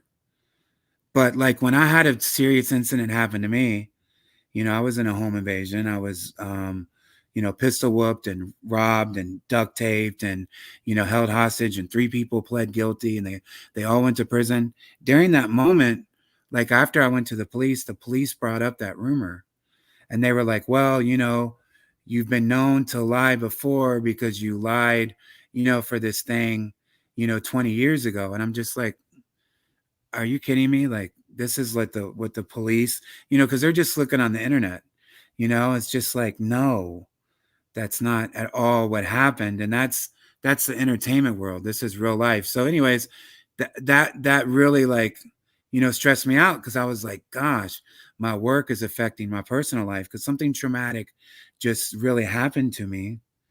And they're using that, what I did for a marketing thing and what I did for anger, they're using that against me now, Hmm. But anyways, that was clear, and the the 3 people went to prison, But as far as my mental health is good. Your person who asked that, I appreciate you asking. Thank you so much for Looking worrying out. about that. Yeah, looking No, out. not looking out, but like, people say, like, I am happy if something happens to me. But like you said, they say, I'm happy if something happened to me, nothing, because they like to say it was pneumonia, aneurysms, or whatever. But you make a good point. This would be a perfect time for a lot of people to speak out because there's eyes watching. If something happened to someone, it's just like you said, okay, let's go to Diddy and Jay-Z's house because clearly, and you have the feds and the authorities actually looking and watching. Um, do you know anything about the relationship with Clive Davis, Diddy, and Jay-Z? No, I know that Clive Davis had a relationship with Diddy, from Mm, the Bad Boy Records, but I don't know. Clive Davis, signed Whitney Houston. mhm. Clive Davis was real involved with Whitney, was a close friend. Like when Were she they passed really away, close? he signed her when she was young, Mhm, but you never heard about anything inappropriate with Clive Davis, mhm, like, and her and stuff like that, but when she passed away, it was at the Hilton in Los Angeles at, he was downstairs at the Clive Davis industry party. She died at, like on the fourth floor of the hotel where he was having his industry party. She mm. dies, he finds out about it, and he keeps the party going. And you say they were close though, and he kept the party going after his good friend passed away Man, upstairs? it's so wicked. It's like because he saw her as what she was then, as like the drug addict who's not selling records, who's not people aren't going to their Oh, tour, they're making fun of her look, like, he wasn't he wasn't she wasn't an earner for him. The industry's so shady. Like that's so mhm, shady. He just kept the party moving. Like, all right, next. That's why they played my girl, Nippy. That's what they call Whitney Houston. They played her. They kicked her out. And then after she dies, she becomes iconic. And then the industry loves her again. And then, mm, she's an icon. She's a legend. Man, just last week you were calling her a crackhead. mhm. And Like then a that's few not weeks right. later, yeah, definitely not. Okay, so that actually, so with Clive Davis, like you said, it's something with the industry that's wicked. It's like even people that'll like be your mentors and your friends, they could just act like next as soon as something happens to you because you're not an earner and you're not a For commodity sure. anymore. Let me ask you a question, and this is just what let's Correct. play Have You Heard? Okay. Have you heard anything about Jay-Z having All right, other let's go. children? About a son, Yes, I have. maybe? What have you heard? Yeah, definitely. That You think that there's well, and a you've daughter. heard There that was there's like, mm, yeah, no, I don't think so. but you don't think so. I don't think so. Why don't you think so? Mm-mm. Why? I mean, I don't know. I don't know. Like that kid that you're talking about looks exactly like him. I don't know. I try not to pay attention, to stuff Mm, like that. I have no idea. okay. I don't know though. All right. Well, listen, if you don't Because know, you don't know. he seems to be a good father to his other children. I agree with you about I that. don't so That's the I don't only know. thing that makes me doubt it because I find that people that are horrible parents are horrible parents to all the children, you know? So it's Across like, the board. Yeah. Yeah, yeah. yeah, across the board. What about the Jay-Z? What was your impression of the Jay-Z Solange incident in the elevator?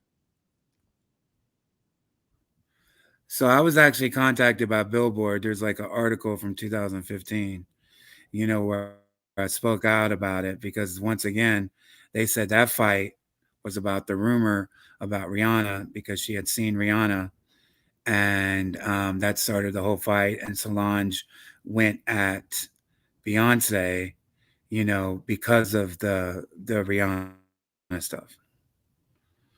Oh, really? So I had an And interview Billboard with Connect. Billboard. Like, there's a link. I'll send it to you. I'll send it to you. Yeah, Billboard contacted me about it, wanted me to go on record, and talking about the rumor and that did it have anything to do with the elevator. Like I've been dealing with this for so long, but I'm always like, oh yeah, it was reckless. We were, just desperate. We wanted to hit. Nobody knew Mhm, anything. I was like rogue. I like made this publicity stunt up by myself. Nobody mhm. else was involved. It was just me. I made up the rumor. Like, what? That's come on. That's not true. I was Well, just doing what a publicist is supposed to do, protecting the client. okay, so we got that. Definitely, you were doing what a good publicist is supposed to do. But since we don't have the article in front of us, what statement did you give Billboard about what happened in the elevator? I forgot. I told him I didn't think it. was related, but I think everything is calculated. Mm, okay, you You are a good know, publicist. um, I don't know. Let me see. I can find it. You can keep talking real quick, and I'll find this thing. Hold on. Okay, I'm just going Um, through while you're doing that, I'm going through the members' questions to see that if you guys are just joining us, this is Jonathan Hay. He is a celebrity publicist, has been in the game for what is it, over 20 years? You've been in the game for a yeah, minute. You've been in the game for a minute. He worked with Whitney Houston. He has worked with Rihanna. He has worked with some of the greats. He is still an actual publicist. As you can tell, he has a way with words. If you are looking for ways to actually get in contact with them, for business, he's good at what he does. And also, Jonathan will be releasing a book at some point. He is being cagey about it. I guess he wants a big, when he's ready, PR people, it has to be perfect timing. But the book is guaranteed to be a page turner. His website is jonathanhaycelebrity.com, and his IG is Jonathan Hay Celebrity as well.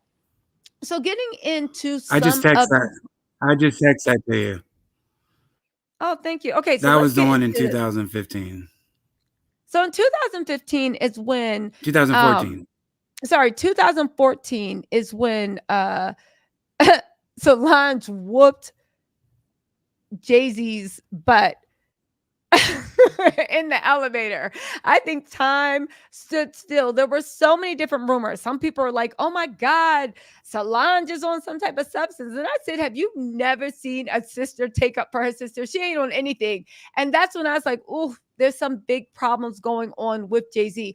It was kind of cemented in the fact of when Lemonade came out, Beyonce finally talked about what was going on. But this is when Billboard reached out to you. It was Joe Lynch from Billboard. He reached out and they wrote an article actually that said Jay-Z, Beyonce, and the rumor mill. Who's pulling the strings? They said for most of the 6-year, 7-digit earning marriage, Beyonce and Jay-Z were a glimmering abbreviation in the world of celebrity rumors, an unflappable married couple seemingly impervious to gossip. In fact, just 1 year ago, two people tightly controlled the Jay-Z Beyonce media narrative. It was only J and B. They were untouchables. Ah, what a difference a year makes. Actual facts surrounding the private relationship are extremely thin, but the public perception has changed since those crazy in love days, and it no longer feels like the couple has the same tight, respectable stranglehold on that perception. Now, I want to pose a question right here for you. Some people that were very cynical said that it was like when that elevator thing happened, you saw the cracks in Camelot. No matter how big of you wanted to believe the fantasy, you're like, something is very, very wrong Of here. course. A lot of people said Lemonade coming out was Beyonce's attempt at damage control, to acknowledge. Correct. What do you think? Correct. That's Mm, exactly right. She's so good. She's so good with that. That's what I'm saying. It's very really surprising that with R. Kelly going down, that mm-hmm, they never spoke out on behalf of the victims. At least Beyonce. mm-hmm, Jay-Z never spoke out, for the victims, mm-hmm. especially with having his own daughters. That was really surprising. And now with Diddy, he didn't speak out on the Cassie video. Everybody And they else were has. How come friends. Jay-Z and Beyonce hasn't? How come they've never yeah, friends. How come they've never taken a stand for the victims? I Mm. mean, all Beyonce has to do is tweet 2 sentences. It'll take her a few seconds. It'll take her more because it'll have to be vetted out by lawyers and publicists. But as far as her time, it'll take a few seconds. Why hasn't she or Jay-Z said anything about their partners, R. Kelly, Weinstein, Diddy? How come they've never said one thing for the victims? Again, one can only Or think, and even, this is taking a stance away from them. It's just that's wild to me. it is wild. The cynical part of me is like, you don't want to say anything because it might blow back on you. So you just stay quiet and hope everybody forgets about Yeah, it. of course, maybe. Maybe. So let's get into this story some Right. more. In the midst of the first ever co-headlining U.S. tour, once dismissed rumors about Jay-Z's alleged mistresses started to gain traction. Speculation that Beyonce was changing song lyrics to put Jay-Z on blast were making the rounds. Their On the Run tour, coupled with Trouble in Paradise whispers, were making headlines on the daily, something even Kanye West's Yeezy's tour didn't manage. Suddenly, it's okay to gossip about Jay-Z and Beyonce's marriage. Hell, this random woman released an infidelity accusation in the form of a music video. Things are getting weird. So what changed? In the mind of Gawker, the famous staff writer Jonathan Sargent, the elevator scuffle with Beyonce's sister Solange on May 5th after the Met Gala costume Institute was a significant curveball in their happy couple narrative.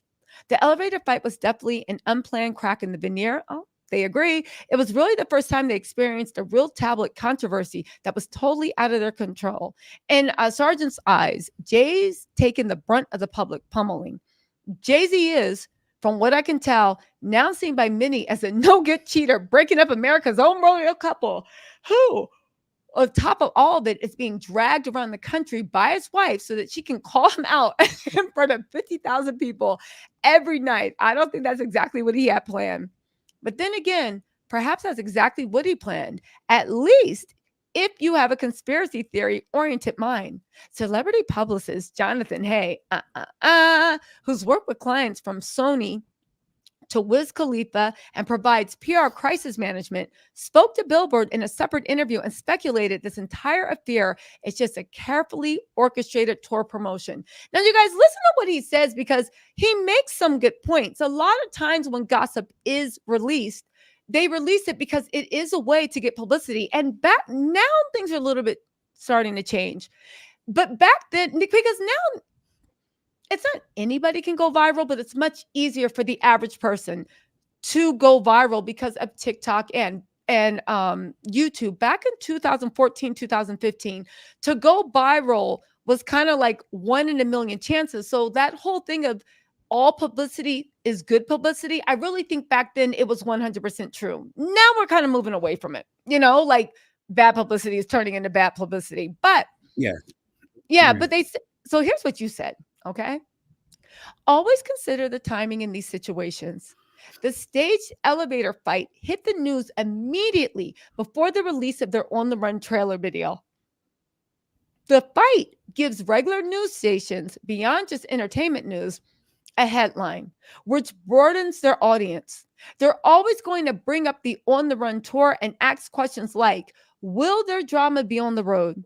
Is this going to be the final performance of Jay-Z and Beyonce? People were asking that. I remember thinking that. They created a compelling spectacle, which ultimately creates a demand.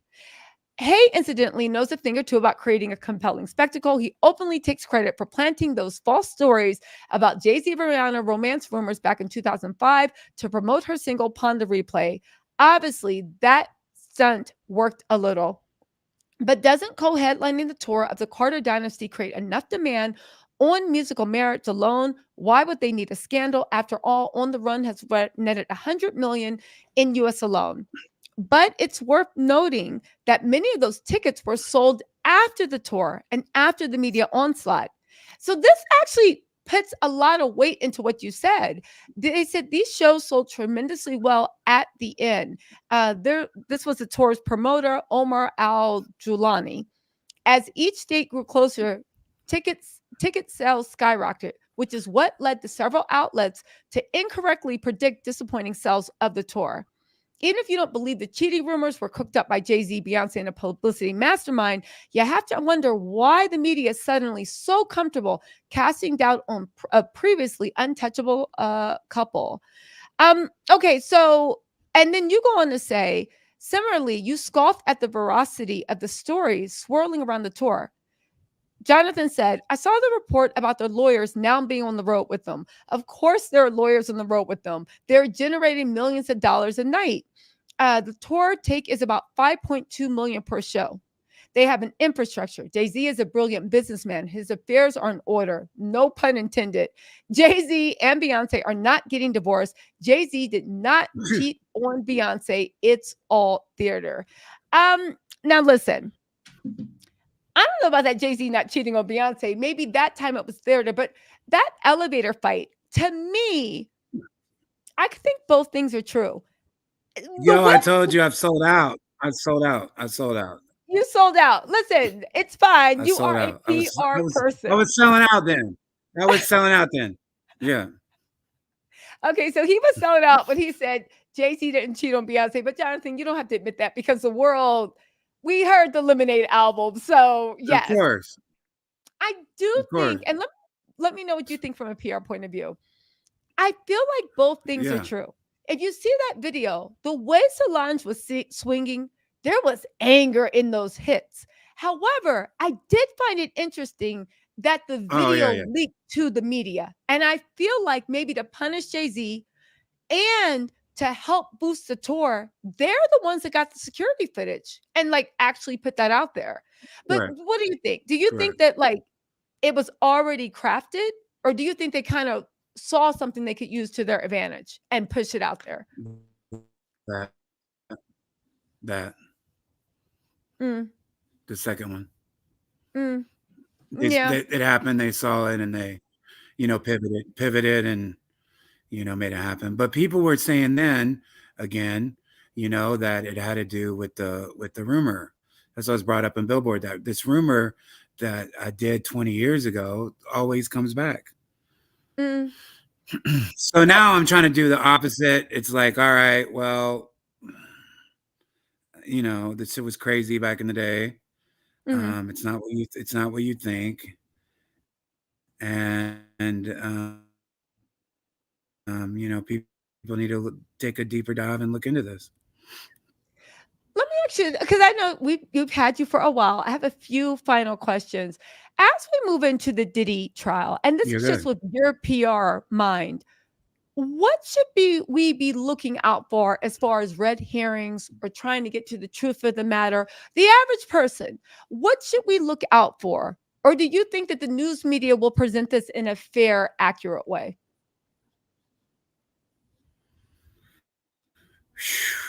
Um, I think when there's anything involving like sexual abuse and sexual misconduct, I think that they're going to report it fair.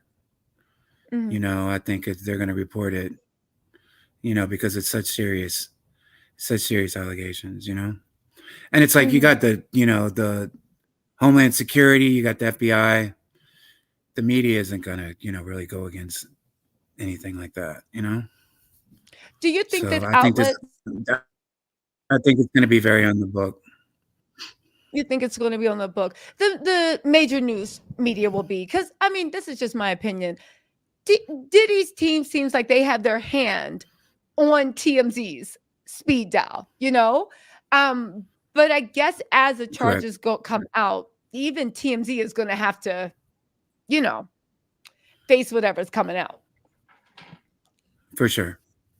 Mm, That's the thing. Let me tell you this real quick about TMZ. Like a lot of people say TMZ is like gossipy and tabloid. TMZ mm, has the most strict journalistic staff of fact checking I've ever seen in my life. They just write very like, young and very like current and sometimes tabloidal with mhm, like, for clickbait.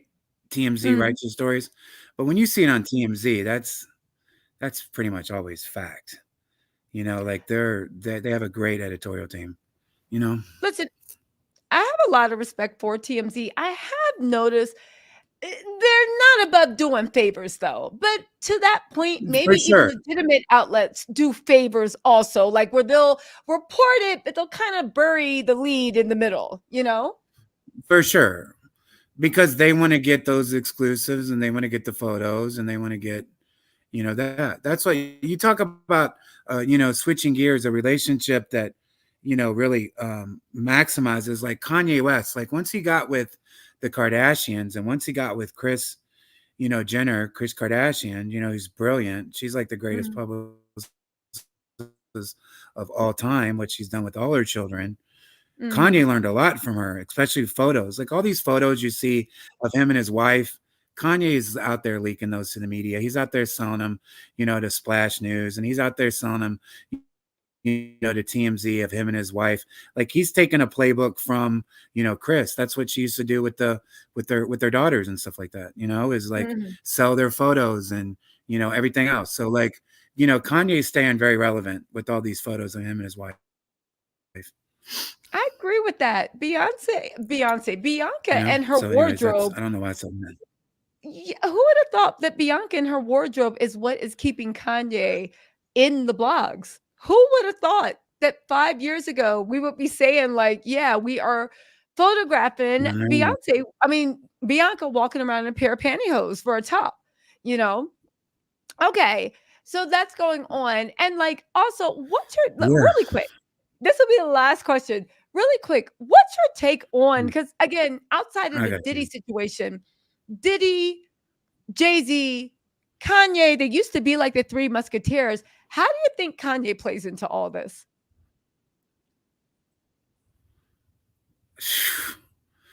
I don't. The Kanye has been like, like a wild card in, Jay-Z's life forever. He speaks out against them, and Diddy, remember he called Diddy like FBI last year, and he speaks out about Jay-Z and stuff. Like, I like that about, Kanye. I'm a fan. I'm a Mhm, fan of Kanye's, music, obviously. And his outspokenness is, is weird and it seems misguided, but some of the things he says makes sense, like okay, so I support Kanye West the best that I can, but when he goes too far with it, it's like, all right, bro, you gotta chill out with that, like. But he's keeping the, he wants to stay relevant. He wants to stay in the media, and that's what I said. It gets sad, like when you watch, like, as the people get older, they try to stay and in the media doing, what's working for like the younger people, the artists who are coming out. I hate when you see that. It's weird, So yeah.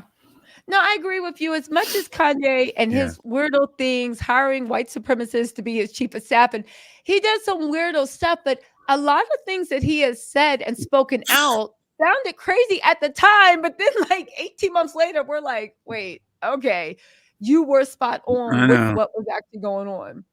You know, definitely spot I know, on. and all I wear is like Yeezys. Like that's like all I wear. Like they're the most comfortable shoe.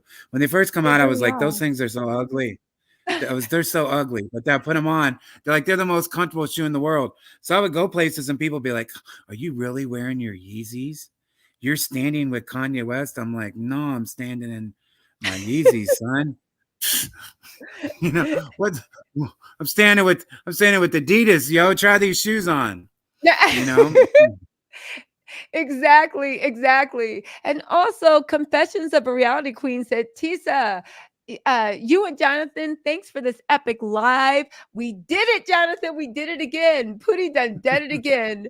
Also, Lisa Lou said, do you know Jaguar? Did you cross paths? If so, what are your thoughts?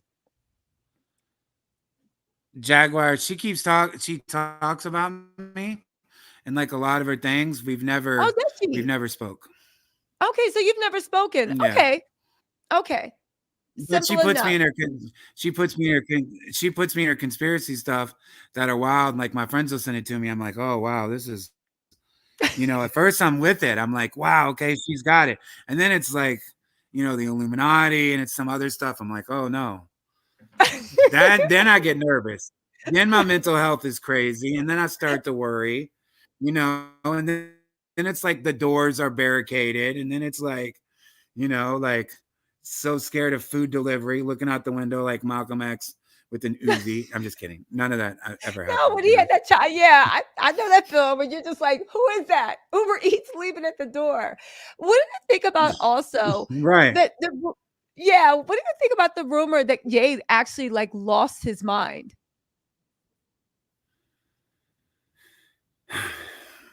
I don't know. It seemed that way, but he was making a lot of sense on some of his on a lot of the stuff that he was saying. You know. Yeah, I think he had a drug Yeah. induced uh temporary psychotic drug induced because I do remember following that case And when he tried to, have insurance on the tour, and he tried to cash in on his insurance policy, the insurance people actually sued him and was like, well, he had to sue the insurance people. And they were like, no, because this wasn't an actual mental breakdown. It was a drug induced mental breakdown. If you guys don't know, certain drugs can put you into having a nervous breakdown. It's supposed to be temporary. I'm sure the recovery is just as long. And if you think about it with artists touring, I've always heard rumors that they're giving performance enhancing drugs to kind of push them to the limit and make sure every night they're on, they're alert, they're doing this, kind of like little robots. And sometimes people just crack under that. So that could have been what happened with Kanye. But again, I agree with you. He does. It's a Gemini in him. He be making sense. He be making sense. And it comes He 6 months does. later. Yeah. Totally. It does. Also, James Johnson said, "Can we please cover how Mariah Carey has to do with anything in this industry? You would actually adore it." Have you ever heard of Mariah Carey fitting into anything, or is Mariah Carey just like, leave me out of this? I'm just trying to chill. Mariah Carey's like, leave me out. I'll come out once a year for a Christmas album. That's I'll come out. I'll come out and do my Christmas hits. I'm good, Exactly. and just stays away. But let me tell And you it's something about like hmm, about the drugs. The drug right now, the drug of choice. Like Elon Musk has spoken out about it. Puffy. All the people in New York, like, because I hang around like in all the clubs and around people. Like cocaine is not it anymore. Like people aren't doing cocaine in New York. The drug that everybody's doing is ketamine. And ketamine is the horse Elon tranquilizer. Musk talks about it. It's a horse tranquilizer. And it is, you can sniff it, you can put it in your drink, but ketamine is the most popular drug on the streets in New York. But it's also like, the drug dealers will tell you like, oh, this is good for your mental health and your PTSD. And it is. They have like ketamine treatments. Like I've done ketamine treatments and stuff Uh-huh. like that, and it is good for, that kind of stuff, but not the kind of stuff that you're buying on the street. And that's the one thing that Diddy allegedly loved was ketamine. And probably when I was on, when we did the Big Papa thing with the estate, we were on FaceTime, talking about the songs and the rollout that we were doing in 2021. It seemed that he was doing ketamine, and he was talking about ketamine while we were together doing FaceTime working, Diddy. So I know it seems that he loves, ketamine. But like a lot of people, Elon Musk, come out and speaks positive about it. But, Yeah. ketamine, if you're bipolar like Kanye West, will induce psychosis, and that's the type Uh, of stuff that, you don't need. oh, maybe that's what it was too. But Like you ketamine's said, it. Ketamine's like that's a new thing. It's like the new Ozempic. Like everybody's ketamine. doing it, has it, wants it. Well, Huh. yeah, it's been around for a while. Like, like Special K is what it's called back in the day. But like, if you go to like Texas, because I've taken, my girlfriend with me, and she's like Dominican, and she like would turn up and like party and like, where's the ketamine at? Blah blah blah blah. And but just as a joke, she's like really funny like that. Yeah, Like she yeah, like listen, like yeah. like listen, it's like, where's the ketamine at? And everybody be like, what is ketamine? But in Yeah, New York, it's it. Among the circles, just Google ketamine Elon Musk. It's everywhere. So Diddy that's a new. How does allegedly, that make was real you? big into ketamine. How does that make you act? Does it make you act wired? Does it make people aggressive? Does it make them chill? Is it like shrooms? Like how does somebody on it act? I Or is mean, it kind of different? they call it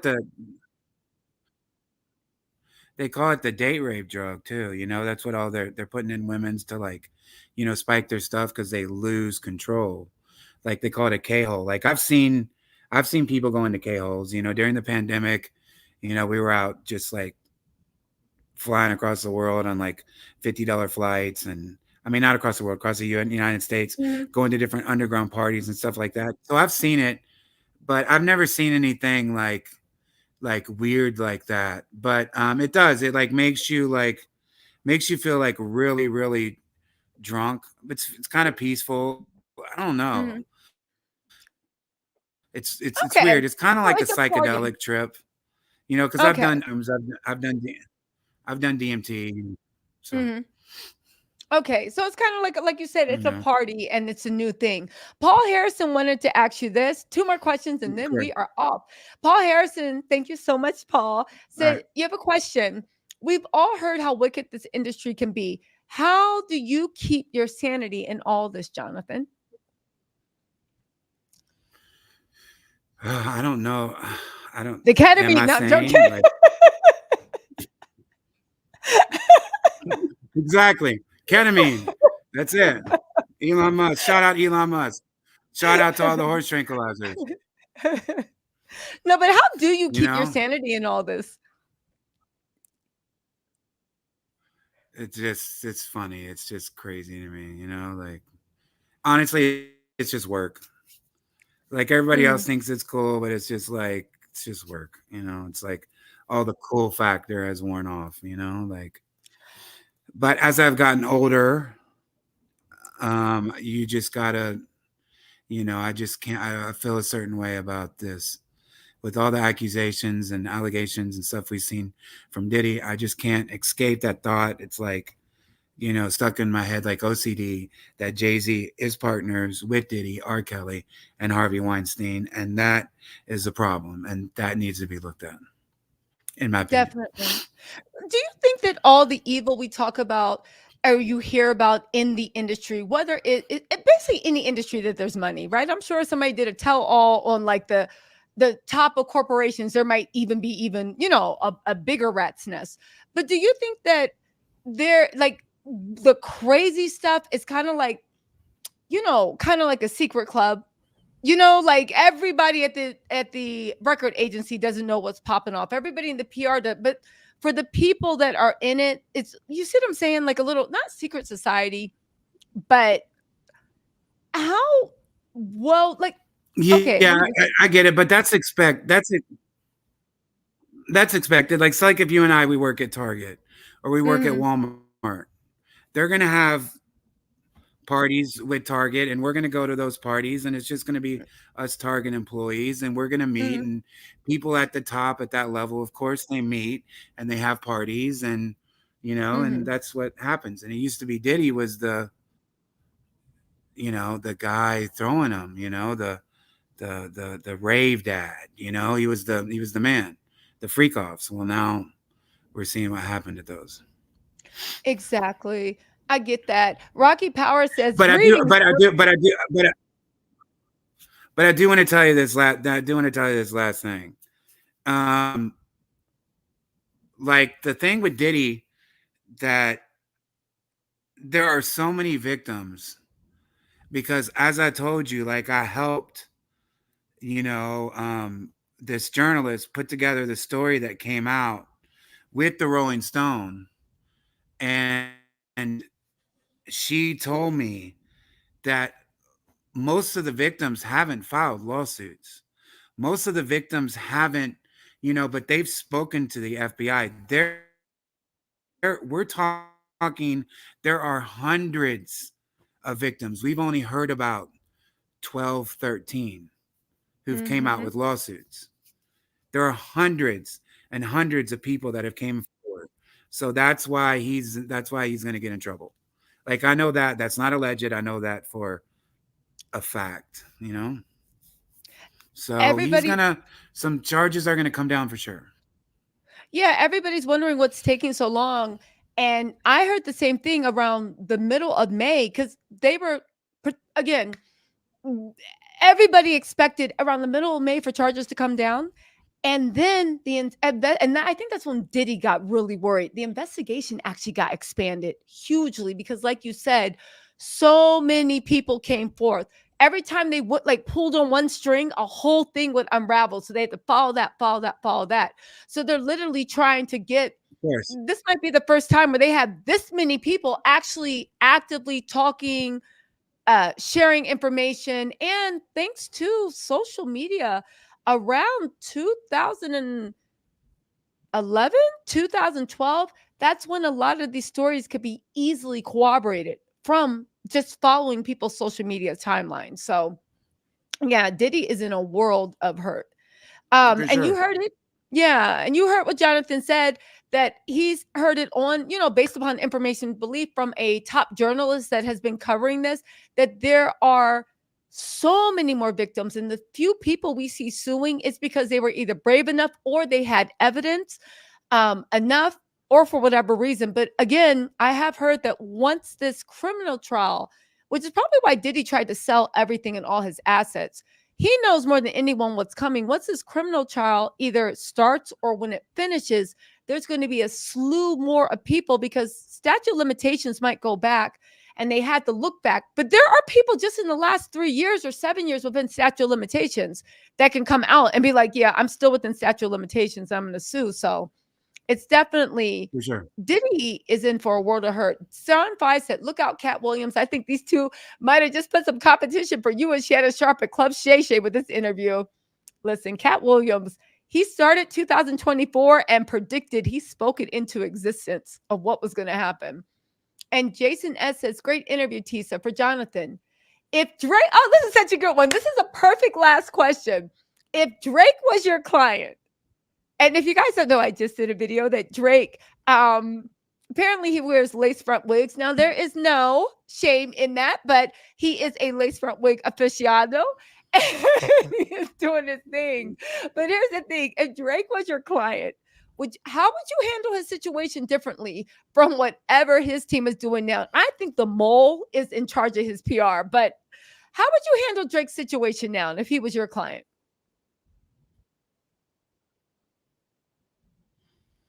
Okay, so let's drop bombs. First of all, Drake has been my client. I've Ah, worked with Drake. I've worked with Drake's baby mama, Sophie. That's all out there. So I've handled some stuff with Drake, but Drake is Drake has got his stuff together. Drake is calculated. Drake is about business. Drake wants to win. He continues to compete. Like even when he lost the battle to Kendrick Lamar, he continues to work.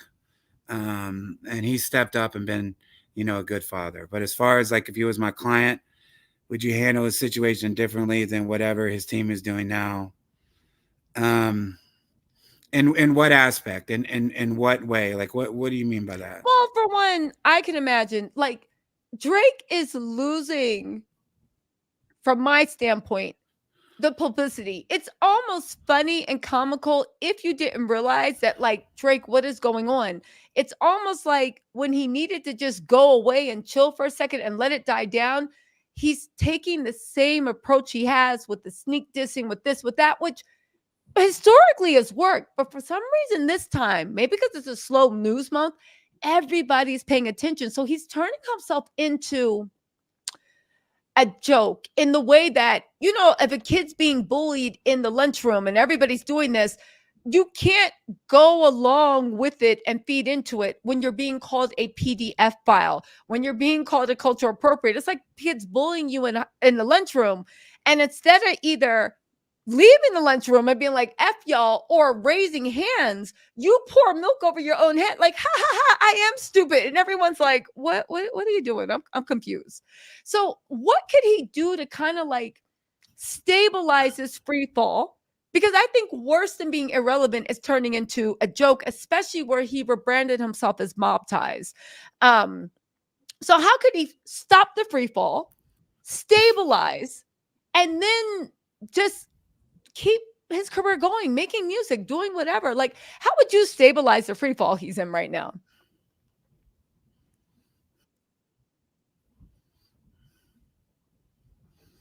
It's funny. It's like a few months ago, before the battle with Kendrick that he egged on. I was telling people like, yo, Drake at this point, Drake has got to be in the top 5 of all time. Mhm. And then Kendrick came out and he like lit him up so bad that you look at Drake different. Like you just can't help it. Like you look at him different, and like the things that he's saying, the A minor, all the things that he said are, like, why did Kendrick say that? And like a lot of people don't see like what happens, like behind the scenes. And I would bet on it that Kendrick Lamar at some point has been somewhere, or his lawyers have told him that a task force wants to speak to you, because there's no way that song that big, calling a man a pedophile, dropping, bombshells and dropping, evidence in these lyrics, are at least someone is going to be like, hey, what do you really know about this? Yeah. Just like what we had to deal with. It's like you have the biggest song in the summer. Millions of people are talking about this.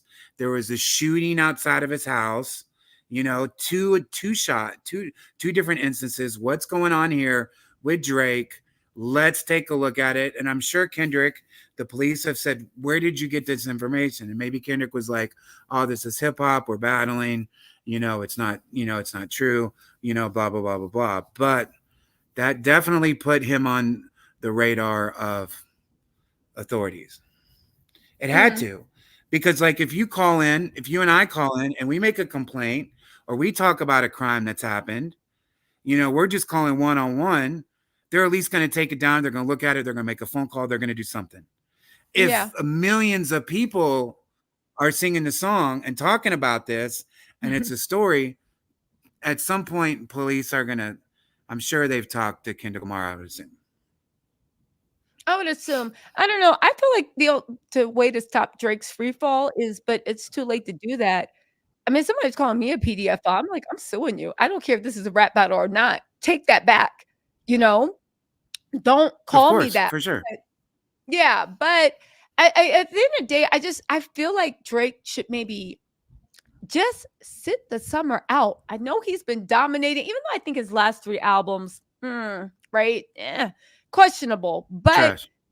yeah, yeah, right. Ugh, okay, right. But I don't understand why he can't just sit the summer out and just chill. People have short memories. Stop sneak distance. Stop doing this. But he can't. He can't. And that's, I think, the funniest thing about it, why it's humorous to me. When someone clocks you so bad that they see who you are to your essence, and even though they've clocked you can't help yourself. You just can't help it, because at the end of the day, who you are to your core has been exposed. It's like somebody telling me to be serious.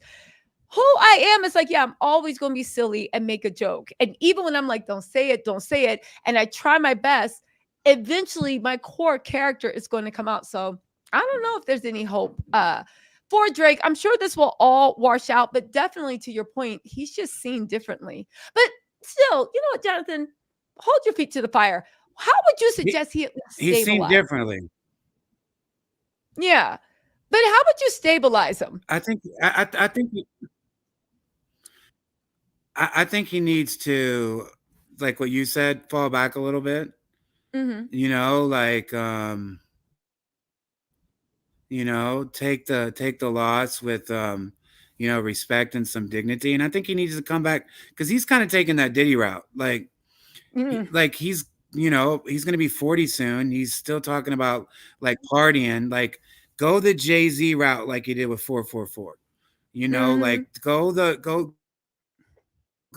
the mature route. Don't act like a young kid. Quit degrading women. You're a grown man now. Blah blah blah blah. Quit making that kind of content. I would tell him Mm-hmm. to make more like adult music like his age, and quit going the Diddy route. Quit trying to be the young guy having all these freak offs and parties and all the other shit. Yeah. We'll see if he But finally if comes Diddy out. was my client, I would not. I would drop Diddy. I wouldn't work with Diddy. If any kind of allegations came out with anybody, I would, definitely, flip on my client. Definitely. I don't stand for that. Yeah, no, I feel you. There's certain things where you're like, Yeah. okay, haha, that's funny. And other stuff where it's So, like, yeah, no, can't do it, can't do it. Well, listen, Jonathan, thank you so much yeah. for joining us. Confessions. of a reality queen said, interview so good, I never touched my popcorn. You guys, I told you Jonathan was going to deliver. I only had to say 6 words because Jonathan is a wordsmith. Like, I could listen to you talk all night. Just so interesting. And I love the way you go No. off on tangents and pull it back together. But they're not tangents because it's like you just keep adding more color and flavor to the story. I do want to say that if anybody is looking on ways to get in touch with Jonathan and support him, of course, he is on Instagram, Jonathan Hayes Celebrity.